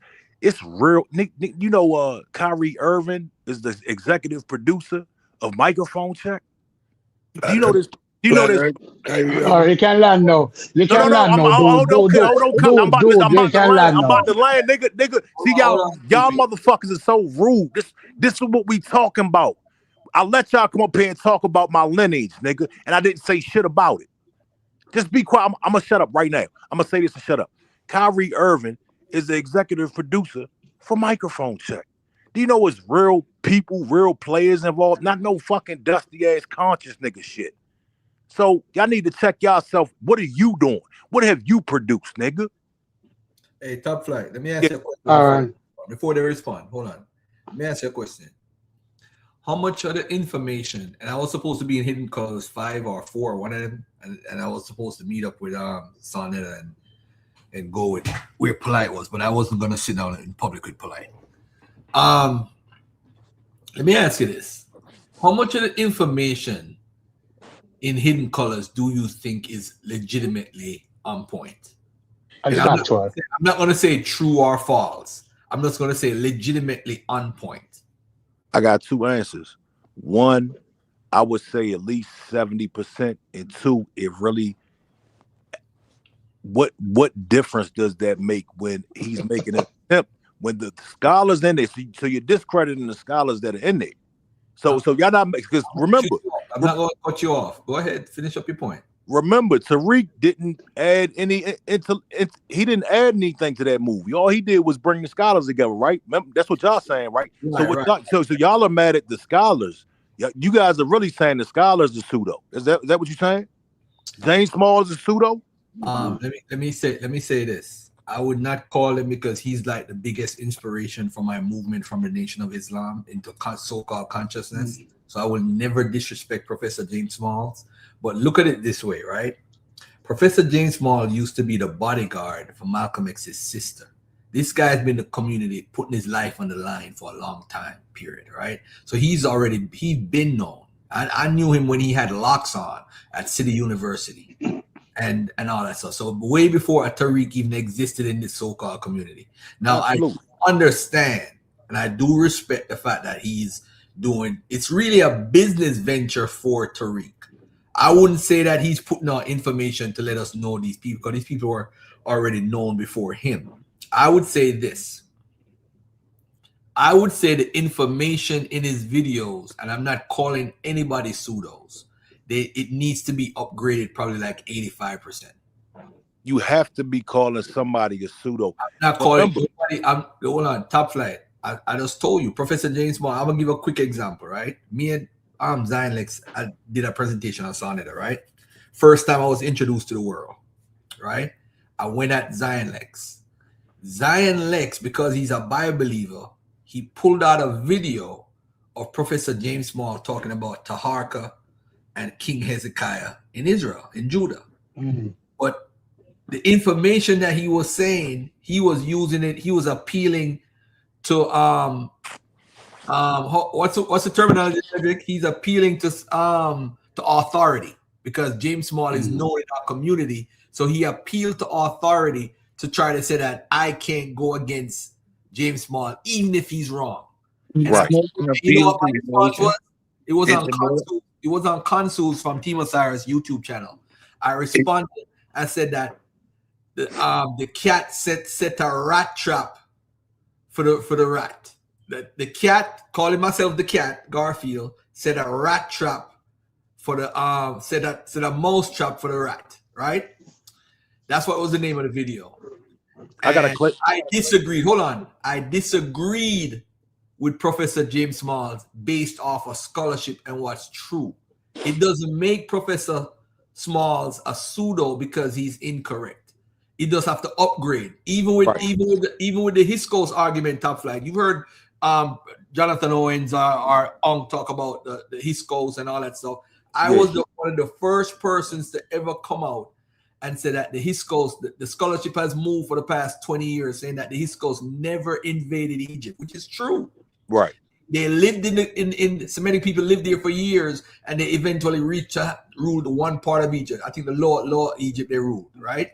Right. So now that's going against what the great John Henry Clark taught. Right. So is John Henry Clark pseudo? No, the scholarship has evolved. Right. So all I'm saying is with his documentary is not that they're pseudo, it has evolved over the years to the point where some of the 85% of the stuff that Tariq pushes, I wouldn't even subscribe to it. Let me clear something up. I want to clear something up that I said. When I say Tariq promoted Smalls, Dr. Smalls said this out his own mouth. Dr. Smalls was getting booked way more after Hidden Color. This is what I mean. I know that y'all know. Then this is the thing, and I'm gonna give y'all. Agree with that. I'm gonna give y'all a compliment. This is the problem, and I'm gonna shut up at this because I gotta go. Y'all brothers are very intelligent. Y'all have a deep wealth of knowledge. The Unks, the Garfields, even the Cedrics. Y'all have a deep. Even the Cedrics. Y'all have a deep wealth of knowledge. Let me say this to y'all. Go ahead, bro. When it come to people that don't have any of the knowledge, a Hidden Colors is like a appetizer to real people in, so they can get deeper into the information, and then they can decipher and they can get deeper in what's pseudo and what's not pseudo. See, y'all are so very intelligent that y'all see this shit and they're like, oh nah, that ain't right. But the average street nigga, the average regular person, they hearing this and now they have an appetite for it, and now they gonna dive deeper into it. So that's how I look at this shit. I don't look at it, oh, that's wrong. See, that's the problem with black folks. Oh, that's wrong. Oh, that museum is just a storefront. Oh, it's a comedy club. See, this is our fucking problem, cuz. This is why we ain't got no fucking way. Because niggas always picking, oh, that's not right. No, you don't even have a museum, nigga. He has one. The only way you could talk about a man's museum if you have one, okay? But hey, Garfield, I appreciate you bringing me up. Shout out to everybody else. Happy New Year. I'm out. Garfield, let me just say this, Garfield. Let him go. Let me just say this. Hold on, guys. Stop. Top Flight, I appreciate you speaking from the heart, bro. You were being totally honest, and trust me, I appreciate that. I wish more people was honest like you. My bad. I appreciate it. Yeah, Garfield. Garfield. Today I watched one of the greatest movie I watched in 2025. Today I watched Nuremberg. There's no action in Nuremberg, but it's one of the greatest movies. Russell Crowe played Hitler's second in command in the movie. If you like a good book, that's what the movie is. And when Russell Crowe, when the lawyer asks Russell Crowe character, if knowing everything he knows today, would he still support Hitler? The Russell Crowe character said yes. No. When I hear this person talking, and is like in a devotional, I know that I can never reach him. Because just like Hitler's second in command, he's willing to overlook, just like the MAGA, they're willing to overlook all the atrocities and call it business. They say, no, it's not grifting, it's business. It's the information is not if it's misinformation, it's not Tariq's fault. It's the scholars that he brought fault. Right? You are putting your name on a product that is pseudo as hell, but you're not at fault. No, we But know that when we look around and we see the grifters, the first thing you make you know that somebody's a grifter is when their supporters are unconditional. They found no problem, they question nothing he did, and they defend every step he takes. It's all right for him to take people money and then charge them fully and give them nothing else. It's business. And that's how you know you have a grifter because his supporters are, what the word would I call him supporters? But that's what his supporters are. So, Can I play 5 more minutes of this and take this off the screen? Because we got to move to a different topic. yeah, but it is what it is. So I don't even, I just laugh because anybody out there go and watch Nuremberg and listen to the movie carefully and listen to the undertones of what it's selling and what it's telling you. That be very careful of charismatic leaders because you're going to have people like him who come and defend him with everything, every ounce, every sinew, every drop of blood, every perspiration. That man is a saint, just like Hitler was. Let me his followers. For my future YouTube career, Garfield, I am appreciating your ability to subdue your own emotional connection to misinformation and speak the way you do. Because I remember the days of where you were like, hold on. What you just say? What was that? Hold on. Wait. Stop. You just said, wait a minute. Now Garfield says, I appreciate your honesty and your. But I do. I like Top Flight. He's not. Today is not the greatest of him, but at least he's upfront and he's telling you how he feels. He's not going to sugarcoat it. He's going to say, Garfield, you bullshitting or whatever. He's going to tell me what. While you're speaking, you should have the ability to analyze what you are saying in real time and hear how you're contradicting yourself while you're speaking. Like, I don't understand how you don't have that ability to process information while you're articulating yourself and analyze what you're saying. You say 1 minute, Umar Johnson is a grifter from the conscious community. He's the worst thing ever. Then he's a feature in these films that are leading people to consciousness. In your own words, then when we question the quality of the film, you try to focus only on James Smalls, right? Because you know the emotional connection in the community, and you forget everything you just said about Umar Johnson yourself. Then you talk about the intelligence of the people that follow Tariq Nasheed, then talk about their lack of intelligence and how these films would lead them into intelligence. You say that in one bill, in real time, and you didn't hear any of that yourself. That to me refers back to the Nuremberg film, like Xposes just says. Complete and utter devotion without the ability to process what you are saying yourself. That's crazy.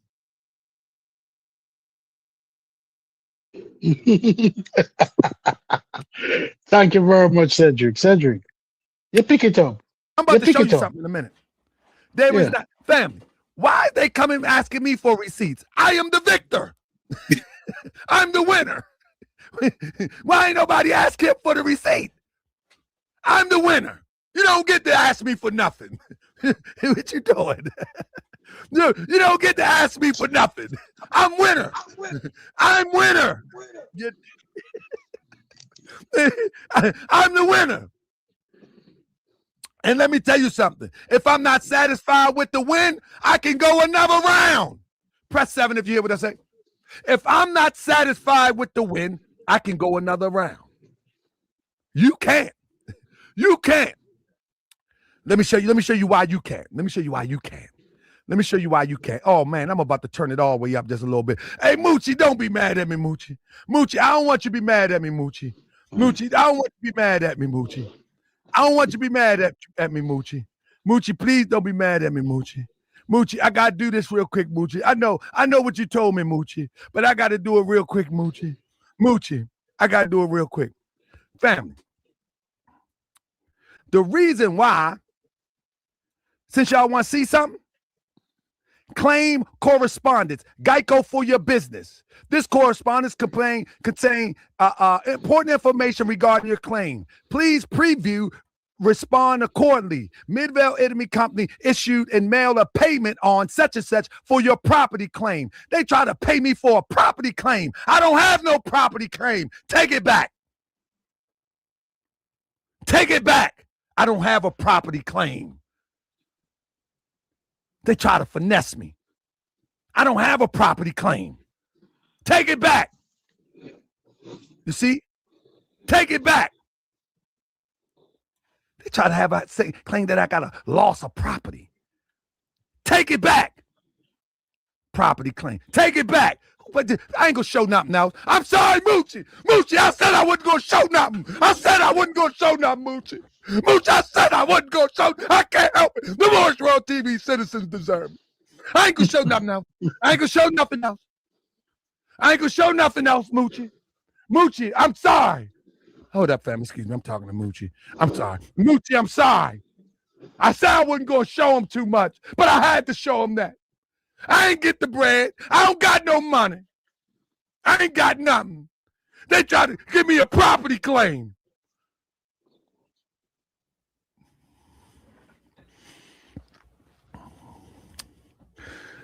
I'm just saying. They over there listening to this guy.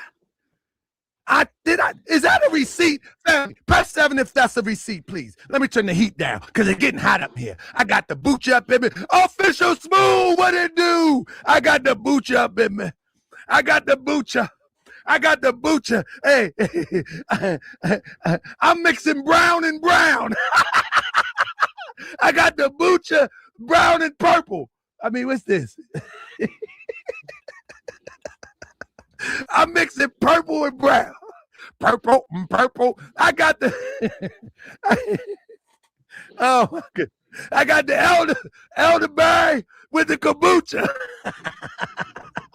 Purple and purple. I got it in a cup. Let me fill my cup.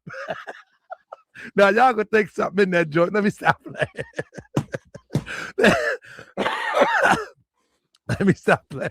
But y'all think something in my cup, family. But yeah, family, let me get serious real quick. Thank you for joining me, family. But let's be clear. Let's be clear, family. I am the winner. Turn this off. Family, I am the winner. But what I want you to do is bear with me because I'm not sure that I want to put a period to this just yet. You know what I mean? You know what I mean? Thank you, Roland Curtis.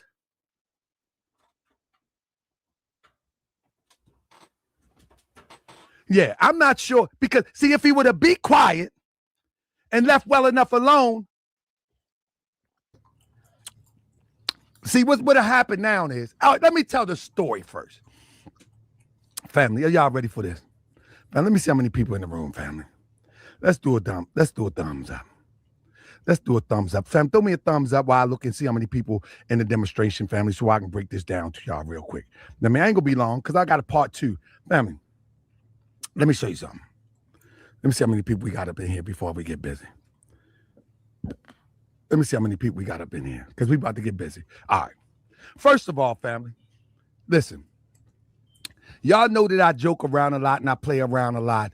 Thank you so much, Crip. Congrats on your legal whooping. Tariq AAS FBA pay. Y'all know I joke around a lot and I play around a lot. Congratulations, GS. The better man won the war. Absolutely, absolutely. So y'all know I joke around and play around a lot. However, this is serious business. family, anybody can look up this case. You see this? Anybody can look up this case. Anybody. But let me start off by saying this.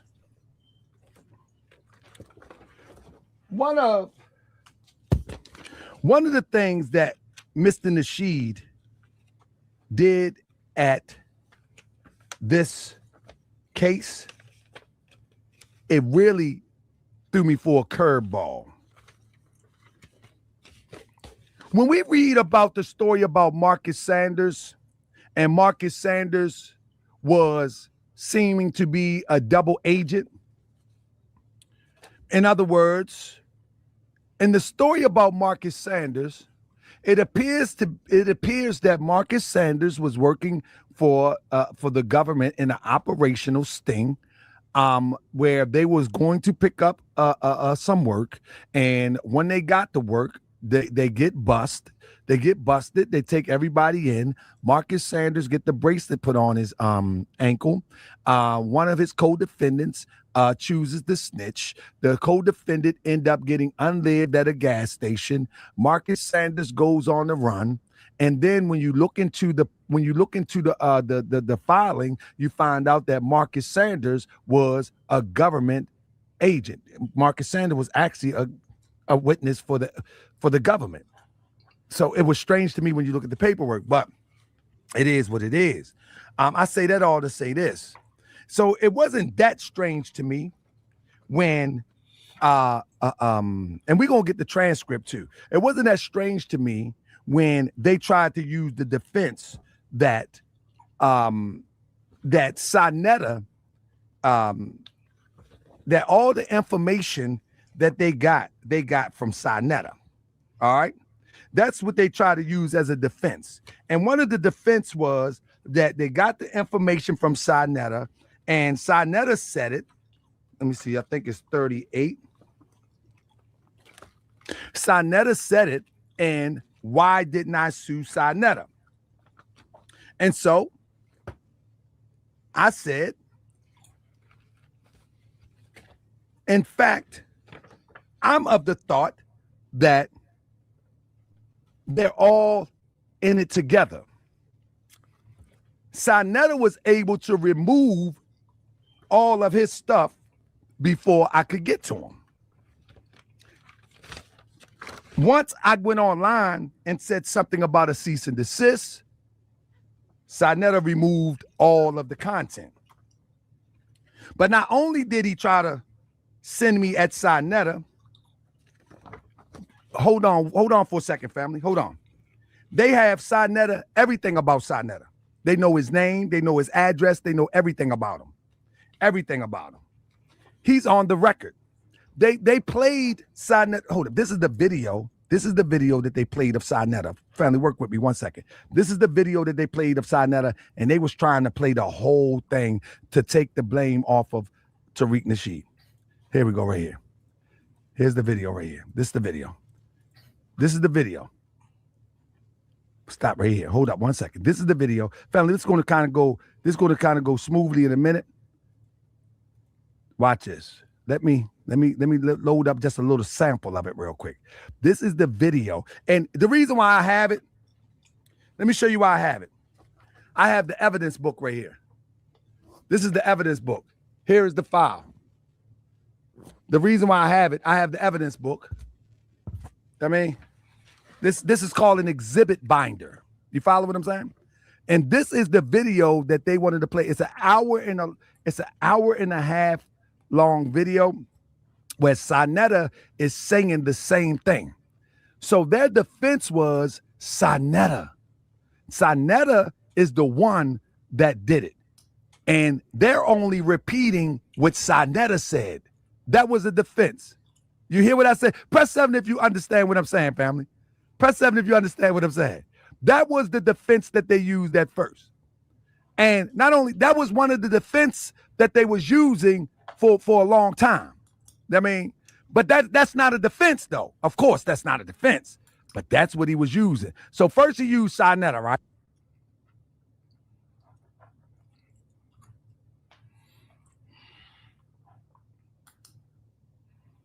For those who don't know, this gentleman died this year. His name is Charlie Kirk. The conservative act. I'm not even going to play the vocals. I'm just going to fast forward it. While he was speaking, he got killed. He got assassinated. And of course, they showed the guy where the shot came from. Hold on, right here. At Utah Valley University, the Utah Public Safety Commissioner says law enforcement has good video footage of the suspect.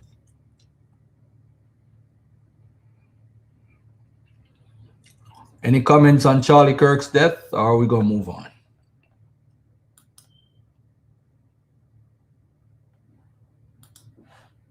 No comment? Sabia, I know you wanted to say something the whole night, and these guys blocking you. What's popping?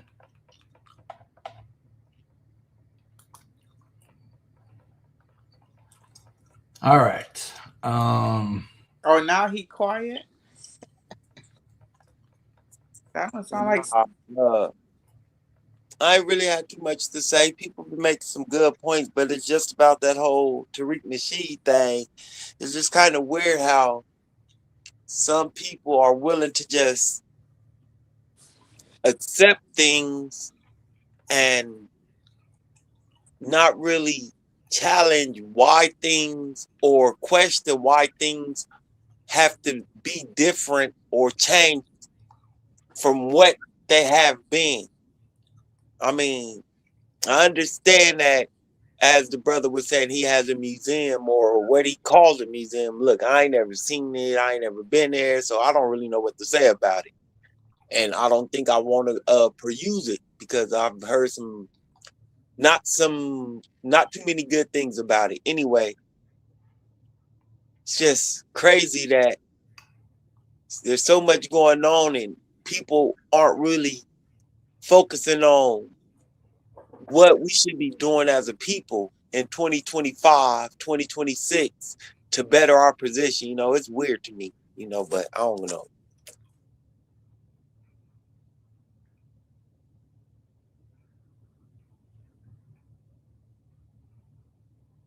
Oh, okay, I got you.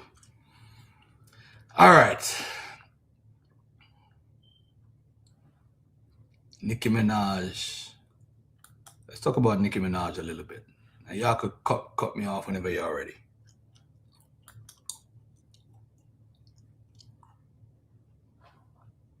You're trolling dead up. December 18th,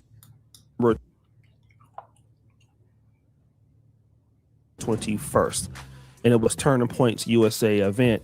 There were a lot of big names on the ticket. This was the first M-Fest without Charlie Kirk.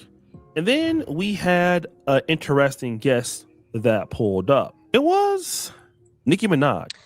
I have the utmost respect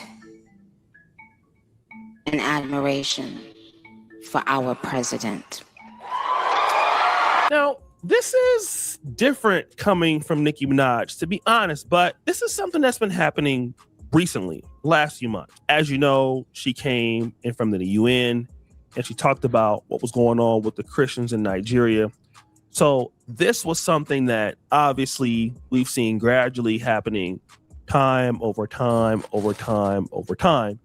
Nicki Minaj positioning herself to be more aligned with the political right. Now, this is interesting, knowing the verbiage that people like Charlie Kirk have, talked about against Black people. And historically, Nicki Minaj, although she's a Trinidadian, has been very, very pro-Black. Husband is African-American, Black American. She speaks up on the disrespect of Black women. This is something that's very big for her. So for her to align herself with Turning Point USA, Trump, and Charlie Kirk's former organization is something that's interesting. But then it gets interesting. Be boys. Amen. Be boys. It's okay. Be boys. There's nothing wrong with being a boy. Amen. How about that? Amen. How powerful is that? How profound is that? Amen. Boys will be boys, and there's nothing wrong with that. So here is Nicki Minaj saying something that's, I mean, a lot of people could agree to this.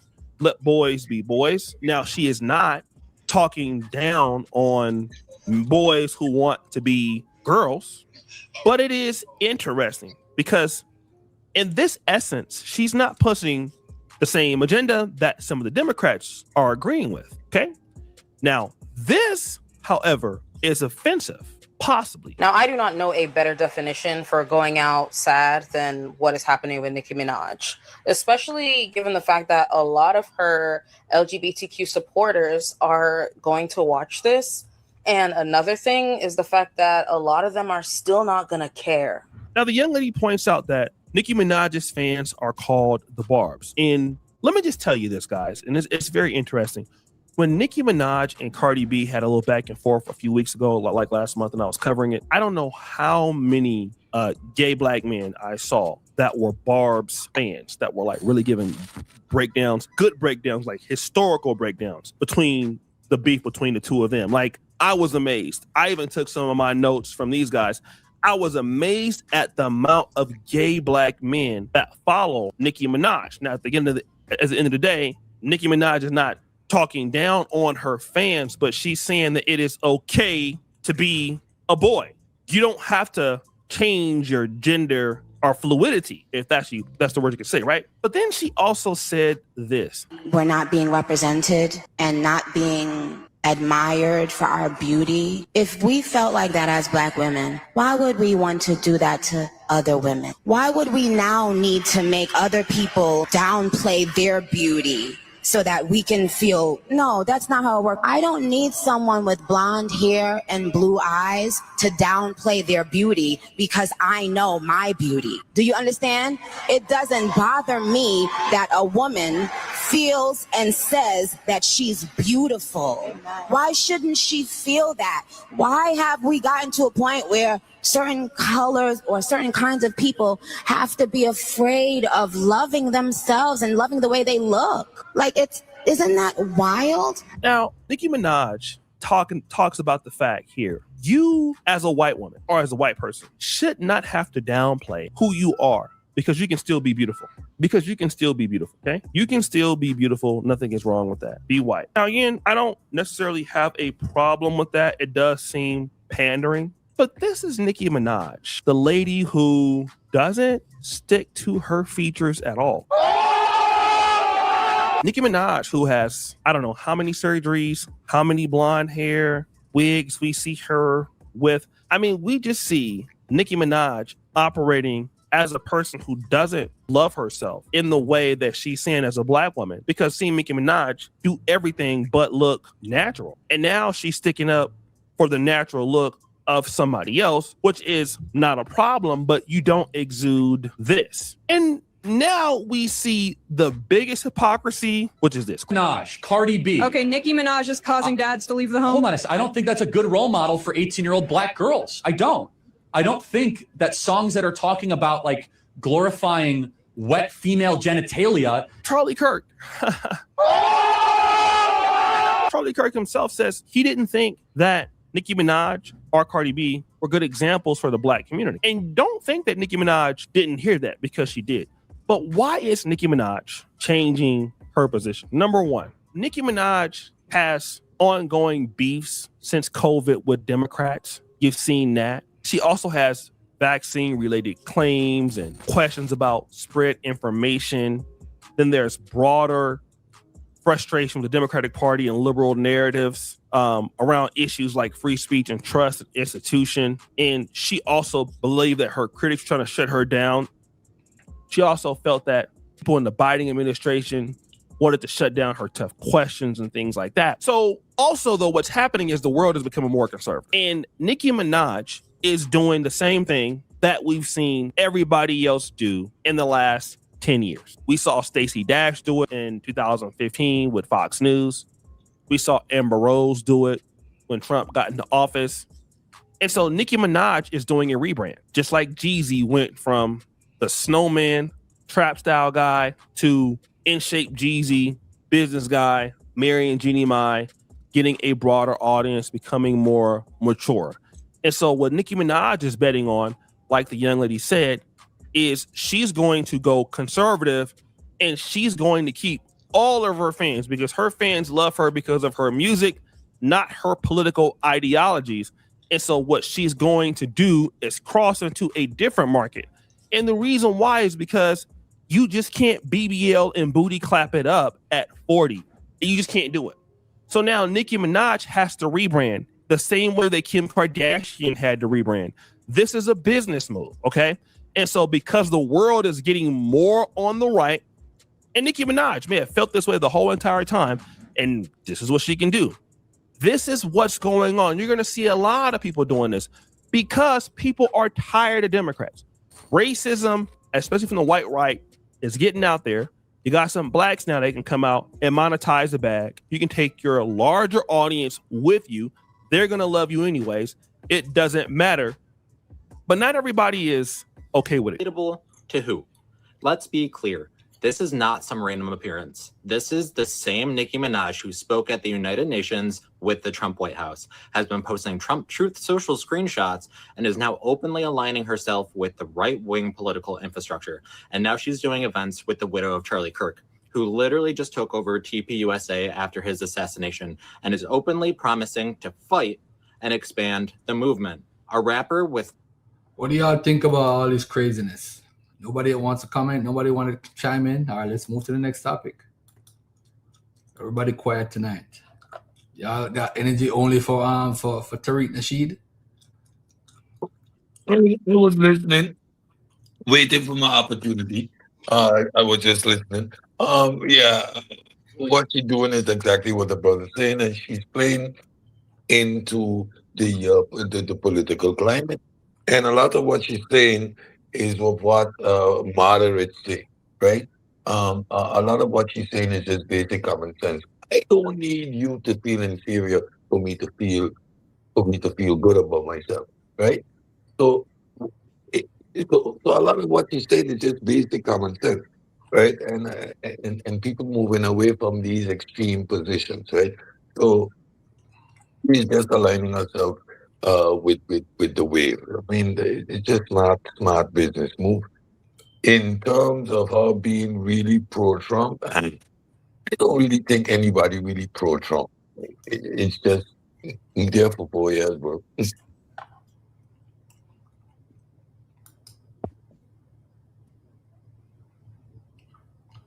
Tabak ended up talking live and squashed the differences where we don't attack them, they don't attack us. They happen in their room. So when it's about ISUBK, they for sure will have an Israelite room about it. But when it's other Israelites, y'all got your little fucking sorority code where y'all not gonna talk about it at all. Y'all gonna sit there and try to act like the shit don't happen. That's what y'all want. What y'all want is for, and I'm talking to you Israelite niggas, y'all want on Clubhouse. What y'all want when it happens to Israel, y'all want it to be quiet. Y'all want it to be settled. I'm gonna shout out Yawasop, Ram Gadal. They're an exception because Yawasop was rocking with it as well. So I'm gonna shout them out. But y'all want it to be quiet. You don't want to talk about it. You want to make a subliminal room. And the reason why I say they don't care, because you can't live a lifestyle that if they find out this about your private or the actual Most High is what we would do. In the book of Corinthians, it says, why rather you not mourn? You're glorifying. Is that not glorifying? You glorifying in him admitting his transgression, and you glorifying in it 2 weeks later. Wrong video. What do y'all think about the situation where the Michigan coach was sleeping with the lady, just like how the coach from the Celtics got fired, and I think she ended up being pregnant or something like that? Y'all familiar On with September 22nd, 2022, Ime Udoka was suspended by the Boston Celtics for the entire 2022-2023 NBA season after violating team policies. Now, it's important to know the year right before this, he took his team to the NBA Finals, and at the time, he was one of the most popular coaches in the league. But as you know, he got fired. He would eventually get hired by the Houston Rockets, and he would actually address these claims. As you reflect on what happened in Boston, do you feel like the Celtics were justified in the actions that they took against you? Yeah, I mean, honestly, my part in it was to take ownership and accountability for my part. You know, they had a choice to make a decision, and they went that route. And my thing was own up to it, take responsibility, and you know, I served the suspension and had to own it, honestly. So, same thing I'll preach to the guys. I can't sit here and not take accountability myself. So, it was their right to go about it however they wanted to, and that's the choice they took. Later on in 2023, another black coach by the name of Mel Tucker, who was on a 10-year, $95 million contract with the Michigan State Spartans. Well, Michigan State fired head coach Mel Tucker today for inappropriate conduct. Tucker was accused of sexual harassment during a phone call with a prominent driver and activist that he had hired to speak to his team. The university terminating what's left of the 10-year, $95 million contract that Tucker signed less than 2 years ago. Now, in the Ime Udoka case, he lost his job over sleeping with a white woman, despite being married to Nia Long. And Mel Tucker, who has a black wife, stop the show. She actually filed for divorce. He lost his job behind the white lady. And you would think that black men would get the hint, right? Sharon Moore, a young brother from Kansas who was an offensive lineman, went to the University of Oklahoma, and he worked his way up through the coaching ranks. He coached tight ends at Central Michigan. He then moved to Michigan, became the offensive line and co-offensive coordinator, became the offensive coordinator. He would be an important reason as to why Michigan would win their national title in 2024. Once Jim Harbaugh went back to the NFL with the LA Chargers, Sharon Moore would get an opportunity to become the head coach. But it was not without consequence. They were going to get rid of him whether he had success or not. But the moment that they started losing games, Dave Portnoy and the Michigan Donors were going to run him out of town. Sharon Moore now is coming off of a loss to Oklahoma. He has to sit out for 2 weeks while he serves a suspension on behalf of Jim Harbaugh. And Michigan's going to lose 2 more games because they're not even able to practice, speak to, or talk to the head coach of the football team. See, here is something that we got to understand. Sharon Moore and Harbaugh, they were in some kind of scandal with hand-stealing gestures from other teams. And it was a big deal. Sharon Moore served some suspensions. Jim Harbaugh served some suspensions. And Harbaugh was kind of under like a 10-year suspension where like any team in college football that hired him, it would be difficult for them to do it. Mel Tucker's under the same situation right now. So Harbaugh just, for the most part, couldn't stay in college football. And so Sharon Moore was kind of that last tree that was kind of looming from the Harbaugh regime, right? And so people thought that he was going to lose his job anyway, but really that wasn't the case. I mean, you know, he had the rebuild team. He went 8-5 in Michigan 2024. This year he's 7-3. They lost to Ohio State, but it was competitive, and they have a young team. So, I mean, I think he's performing pretty good. He's 16-8 as a head coach at Michigan. But then there was a rumor that was coming out earlier this month. He has a type. He has a type. That's part of the reporting. That's his type. I'm sorry, but it's when I'm up to my 5th woman I've talked to, and they're all between the ages of 25 to 38, 39, and they're all skinny blonde white women. You know, he has a type, and that he's allowed to have a type, but it's certainly unbecoming to be trying to meet up for dinner with various. Oh, no. Okay, yeah. Have I said too much? No. Oh no. Well, let's just say I've seen some of these exchanges personally, and I think you're channeling your inside voice now, Justin. I think that's what's going on. Well, I can be a little more informal here, but and it's funny because and this is one of the callbacks I'm waiting on. You know, it could be any minute, it could be an hour, I don't know, because Michigan is they're well aware. Ward Manuel has had multiple conversations with his team up there, athletic director at University of Michigan today. They're very aware of what's going on. They've known what's going on for years with this guy, that's part of the reporting. If you've known about this stuff, why is this guy even here?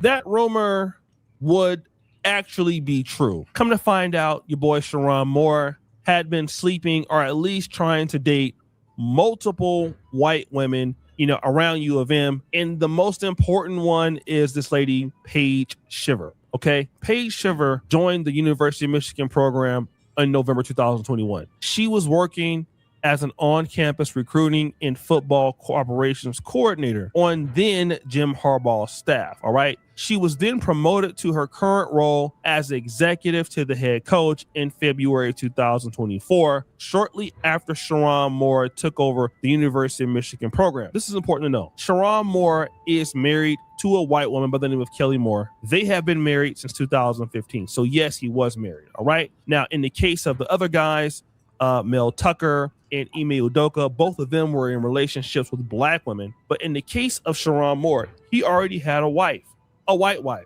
And that's why the last clip said he has his preferences. Well, allegedly, he got this lady pregnant, Paige Shiver. They found out that he was sleeping with her. And then guess what? They fired him. Now, after he was fired, allegedly, he broke into that lady's house and there was some other stuff. I'm not even going to deal with that. I'm not even concerned with it. All right. That's for another day. That's not my point of the video. The idea is this man was getting paid $6.1 million a year. The rest of his contract is now voided. He's going to lose that money. Let's look at the reasons that a University of Michigan coach could lose their employment. The university has the right to terminate the employment of the head coach for cause in the event of any of the following. 1, failure of the head coach in material respect to perform the services required of him under this agreement. Conviction of the head coach of any criminal offense involving fraud, conviction of any felony, which he didn't do. All right. Conduct of the head coach which offends against public decency or morality, as shall be determined by standards prevailing in the community, or which results in the reasonable determination of the university could result in material injury to the reputation, interests, or obligations of the university or program. Misconduct as defined in sections 1 and 2A of University of Michigan standard practice. All right. And you go to C, him messing with Paige, the staffer. This is. All right. Anybody want to comment on Sharon Moore? Nobody cares?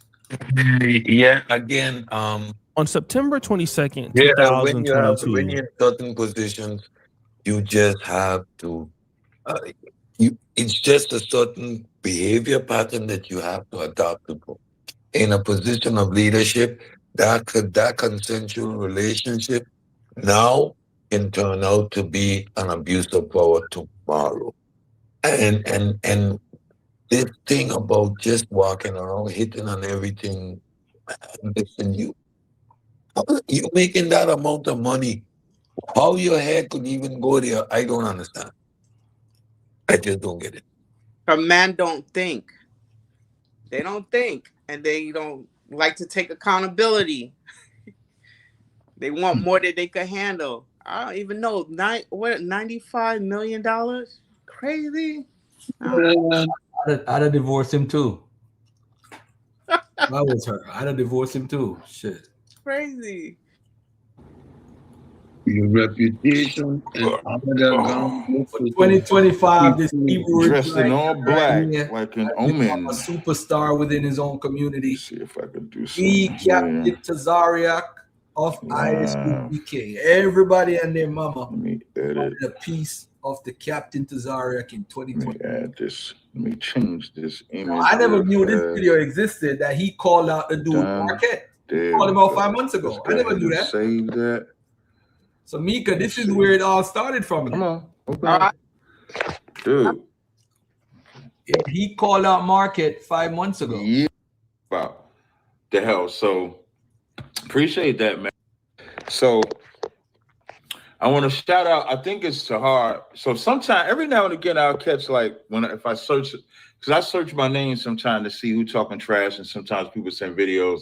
So I saw yesterday when I did my my health intro, I saw GMS brother Taharqa do the intro on that, and gave his little tips and stuff like that on the health kick. Listen, man, health is important, man. Listen, Taharqa, I'm glad I was able to inspire you talking about the health. I think, we definitely should, encourage brothers to talk about the health. So Shout out to you because you did it quick. They made that video quick. Soon as before my live was over, he was talking about the health. So appreciate that, man. You should be pushing everything that we in the ISBK teach. You know, you should link up with Commander Jenny Hanna. And how great would that be if Commander Jenny Hanna and Taharqa spoke? I'm just saying.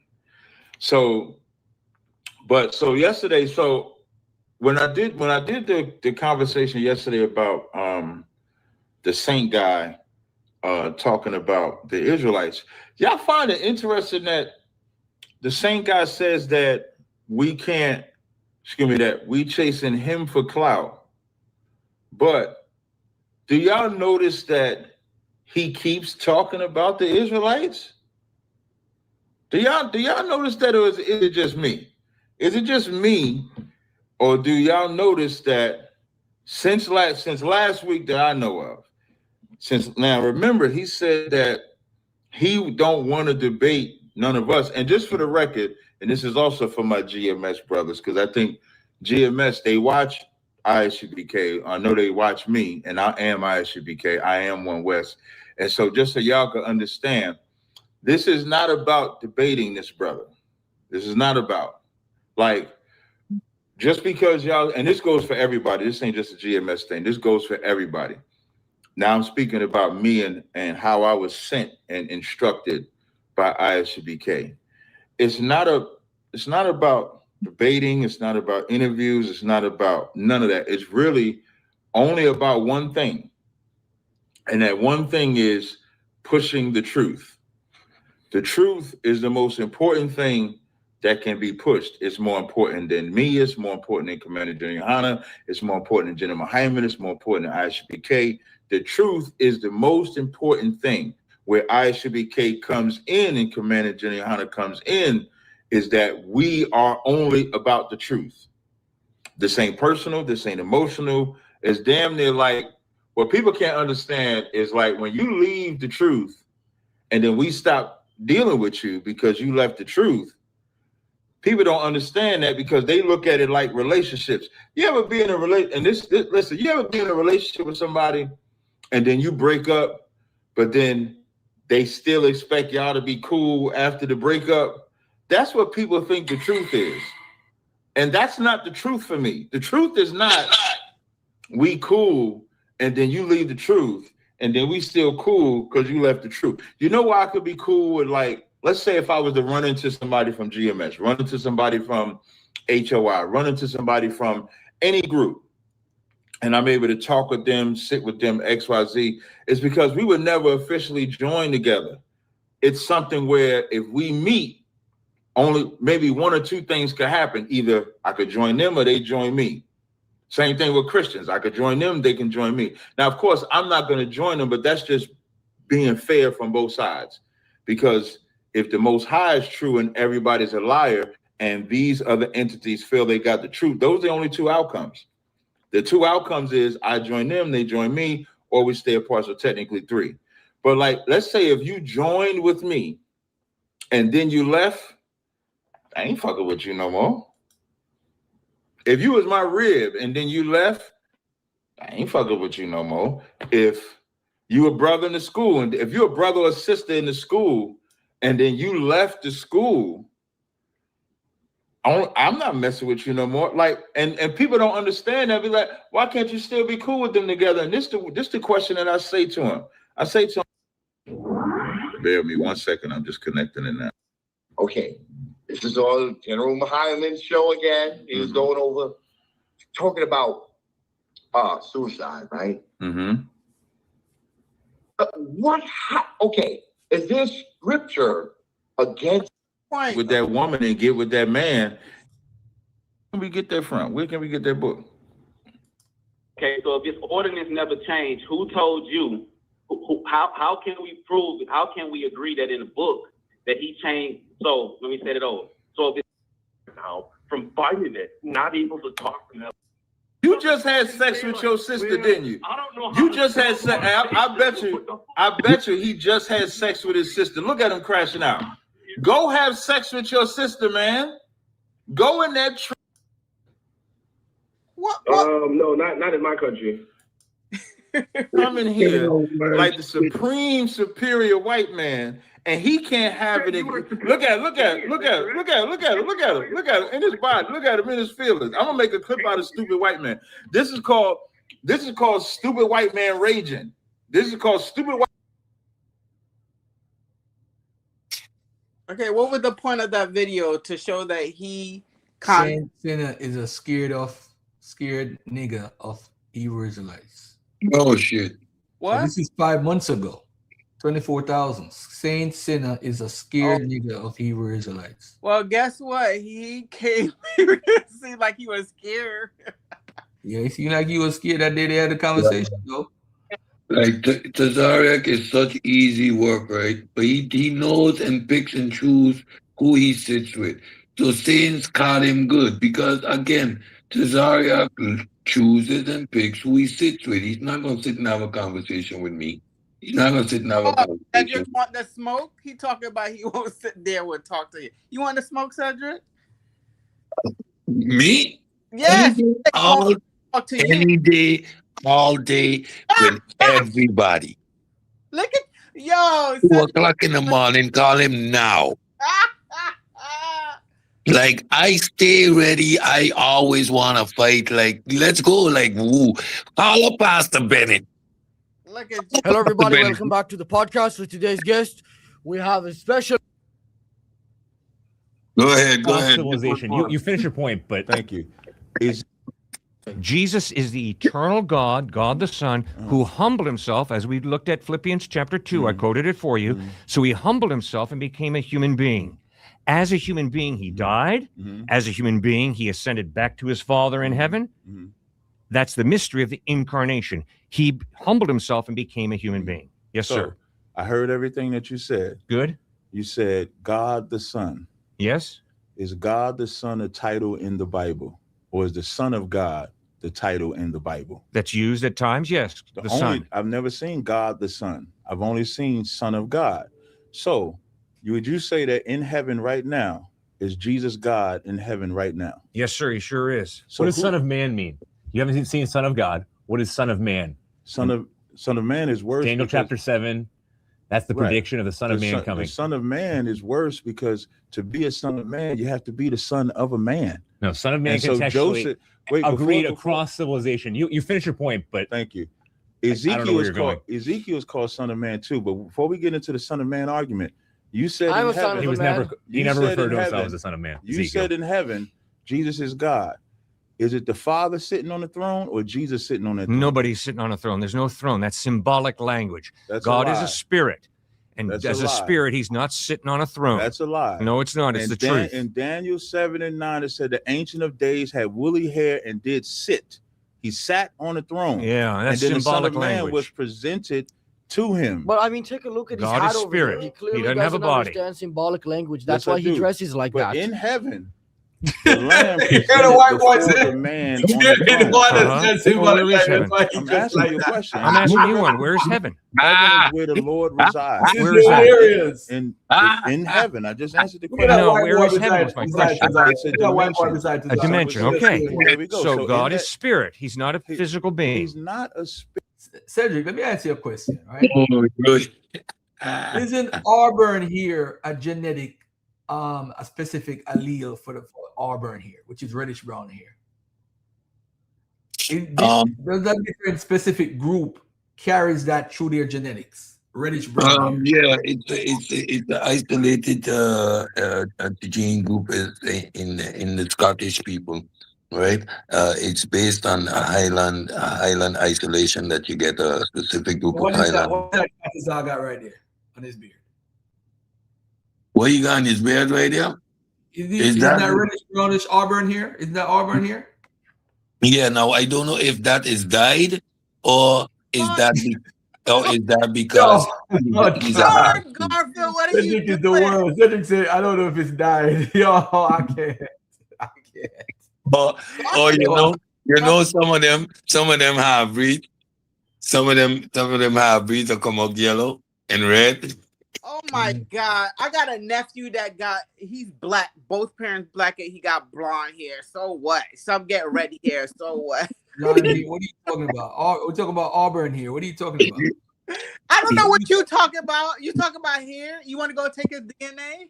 And listen, that could probably the Irish in him. Check his general features. He looks like a leprechaun.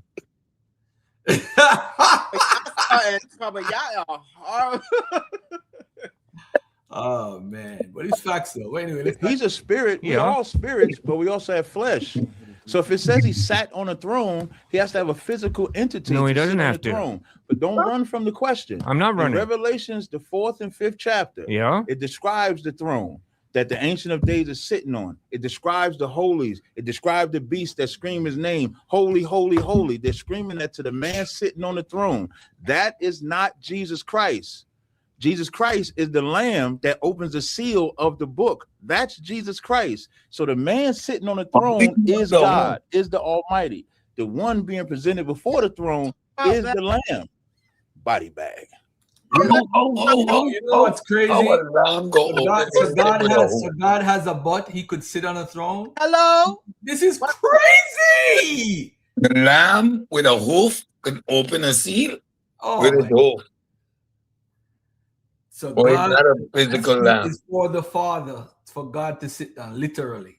Jesus. God is spirit.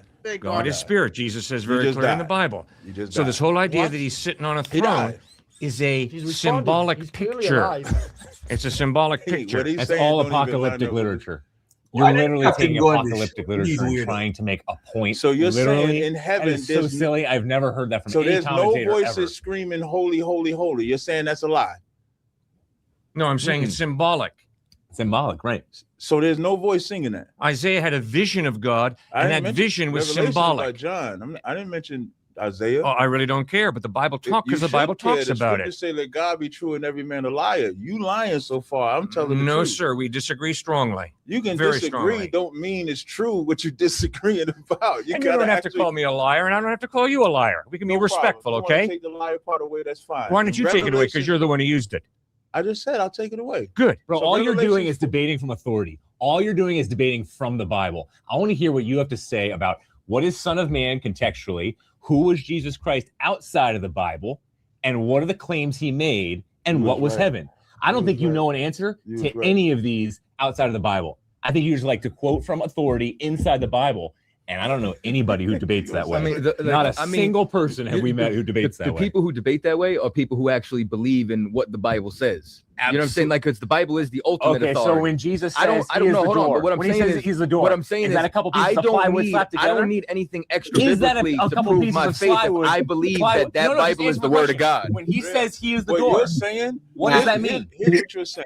We take the Bible as authority. You're saying that's not good enough. Nope, not what I'm saying at all. Authority, totally. Okay, then. Absolutely not. Then You need to can't read in dispute- context, just like you any can't other book. That's what we're dispute saying. What I'm saying from the Bible. Yeah, but You he made a can't. good point about the door. I thought that was pretty good. You didn't When he said respond he to I made door? that point, not him. No, I'm saying No, you he- made that yeah, point. Yeah, I want to answer. White man He always just wanna started take talking credit. about That's some cool. white man and stuff and got off He said topic. what? Can we get back to that door part? What? Say again what you said about the door. I said when Jesus says, I am the door. That's right. Does that mean a couple pieces of plywood slapped together? No. Why it not? does not. Why Because not? it's a Take it metaphor. literal, like Revelation. Take it Who- literal. Who's taking it literal? I, The but Bible. I didn't need a lexicon to know it wasn't literal. Yeah, I didn't Why?